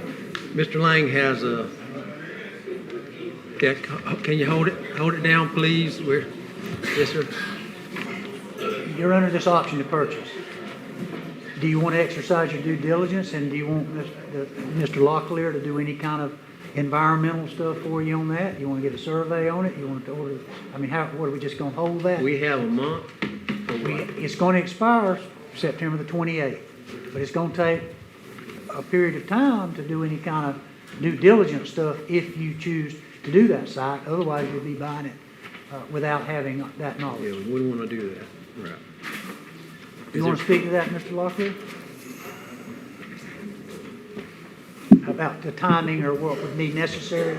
Yeah, to do the geotechnical investigation, the environmental investigation, and all of that, it's going to be difficult to meet the deadline you already had of September, late September, I believe. Late September, yeah. However, on the flip side of that, that's not cheap. You might be talking $100,000 for the sub-consultants to do the geotech and the bug, what I call bugs and bunnies and all of that. And then if you choose not to move forward for non-technical reasons, then that money's gone. It doesn't help you. Instead of waiting 30 days, could we do something at the 17th meeting? Or we have one on August 17th, or is that? I mean, the 17th is open for anything that you choose to do. I mean, we probably need to do it as a time certain again. I mean, that would, I don't want to wait until September because we're going to run out of time, and I don't want to run out of time. With It's 2 something weeks, we got to do. if we push this out 2 weeks, what does that do on the environmental?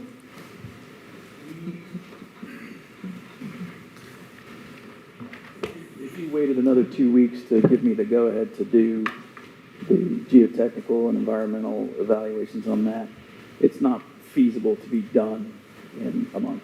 Yeah. So you could either, I mean, even as it is, it would be difficult to do it with these 2 weeks in that amount of time. Okay. So Well, that's my concern. so you're suggesting 2 weeks or a month? I'm suggesting that if you don't give me a go-ahead to look at any property, right, whatever it is, until 2 weeks from now, and my deadline is the end of September, I can't complete the work. Right. It's not possible. We'd have to try to extend our option. Yes. Right. If that's what we end up wanting to do. Yeah. Okay. All right. The board have anything else related to that? I mean, our option right now is to continue it like Commissioner Lanker said, look at leaving it where it's at or put it at 340. Those are our three options. Okay. So, and we've already. We can go with 2 weeks. I don't mind. We ought to find something in 2 weeks. If we can't, we'll go with what we got. Okay. I don't mind 2 weeks. Okay. 2 weeks. That's what we're going to shoot for. Next meeting, August 17th. We're going to make a decision that day. Thank y'all for being here and all your input. We appreciate it. I think, are we finished? No other agenda items? You need a motion to do that, Yeah, to continue it for 2 weeks. Okay. We do need a motion? I think so. All right, get a motion to continue for 2 weeks, this discussion? Yeah, I'll make a motion. We extend the discussion and make a vote 2 weeks from today. All right. do we want to set a time certain now? Yeah, so they want Yeah. time certain, 6 o'clock? 6 o'clock. 6 6 o'clock? o'clock.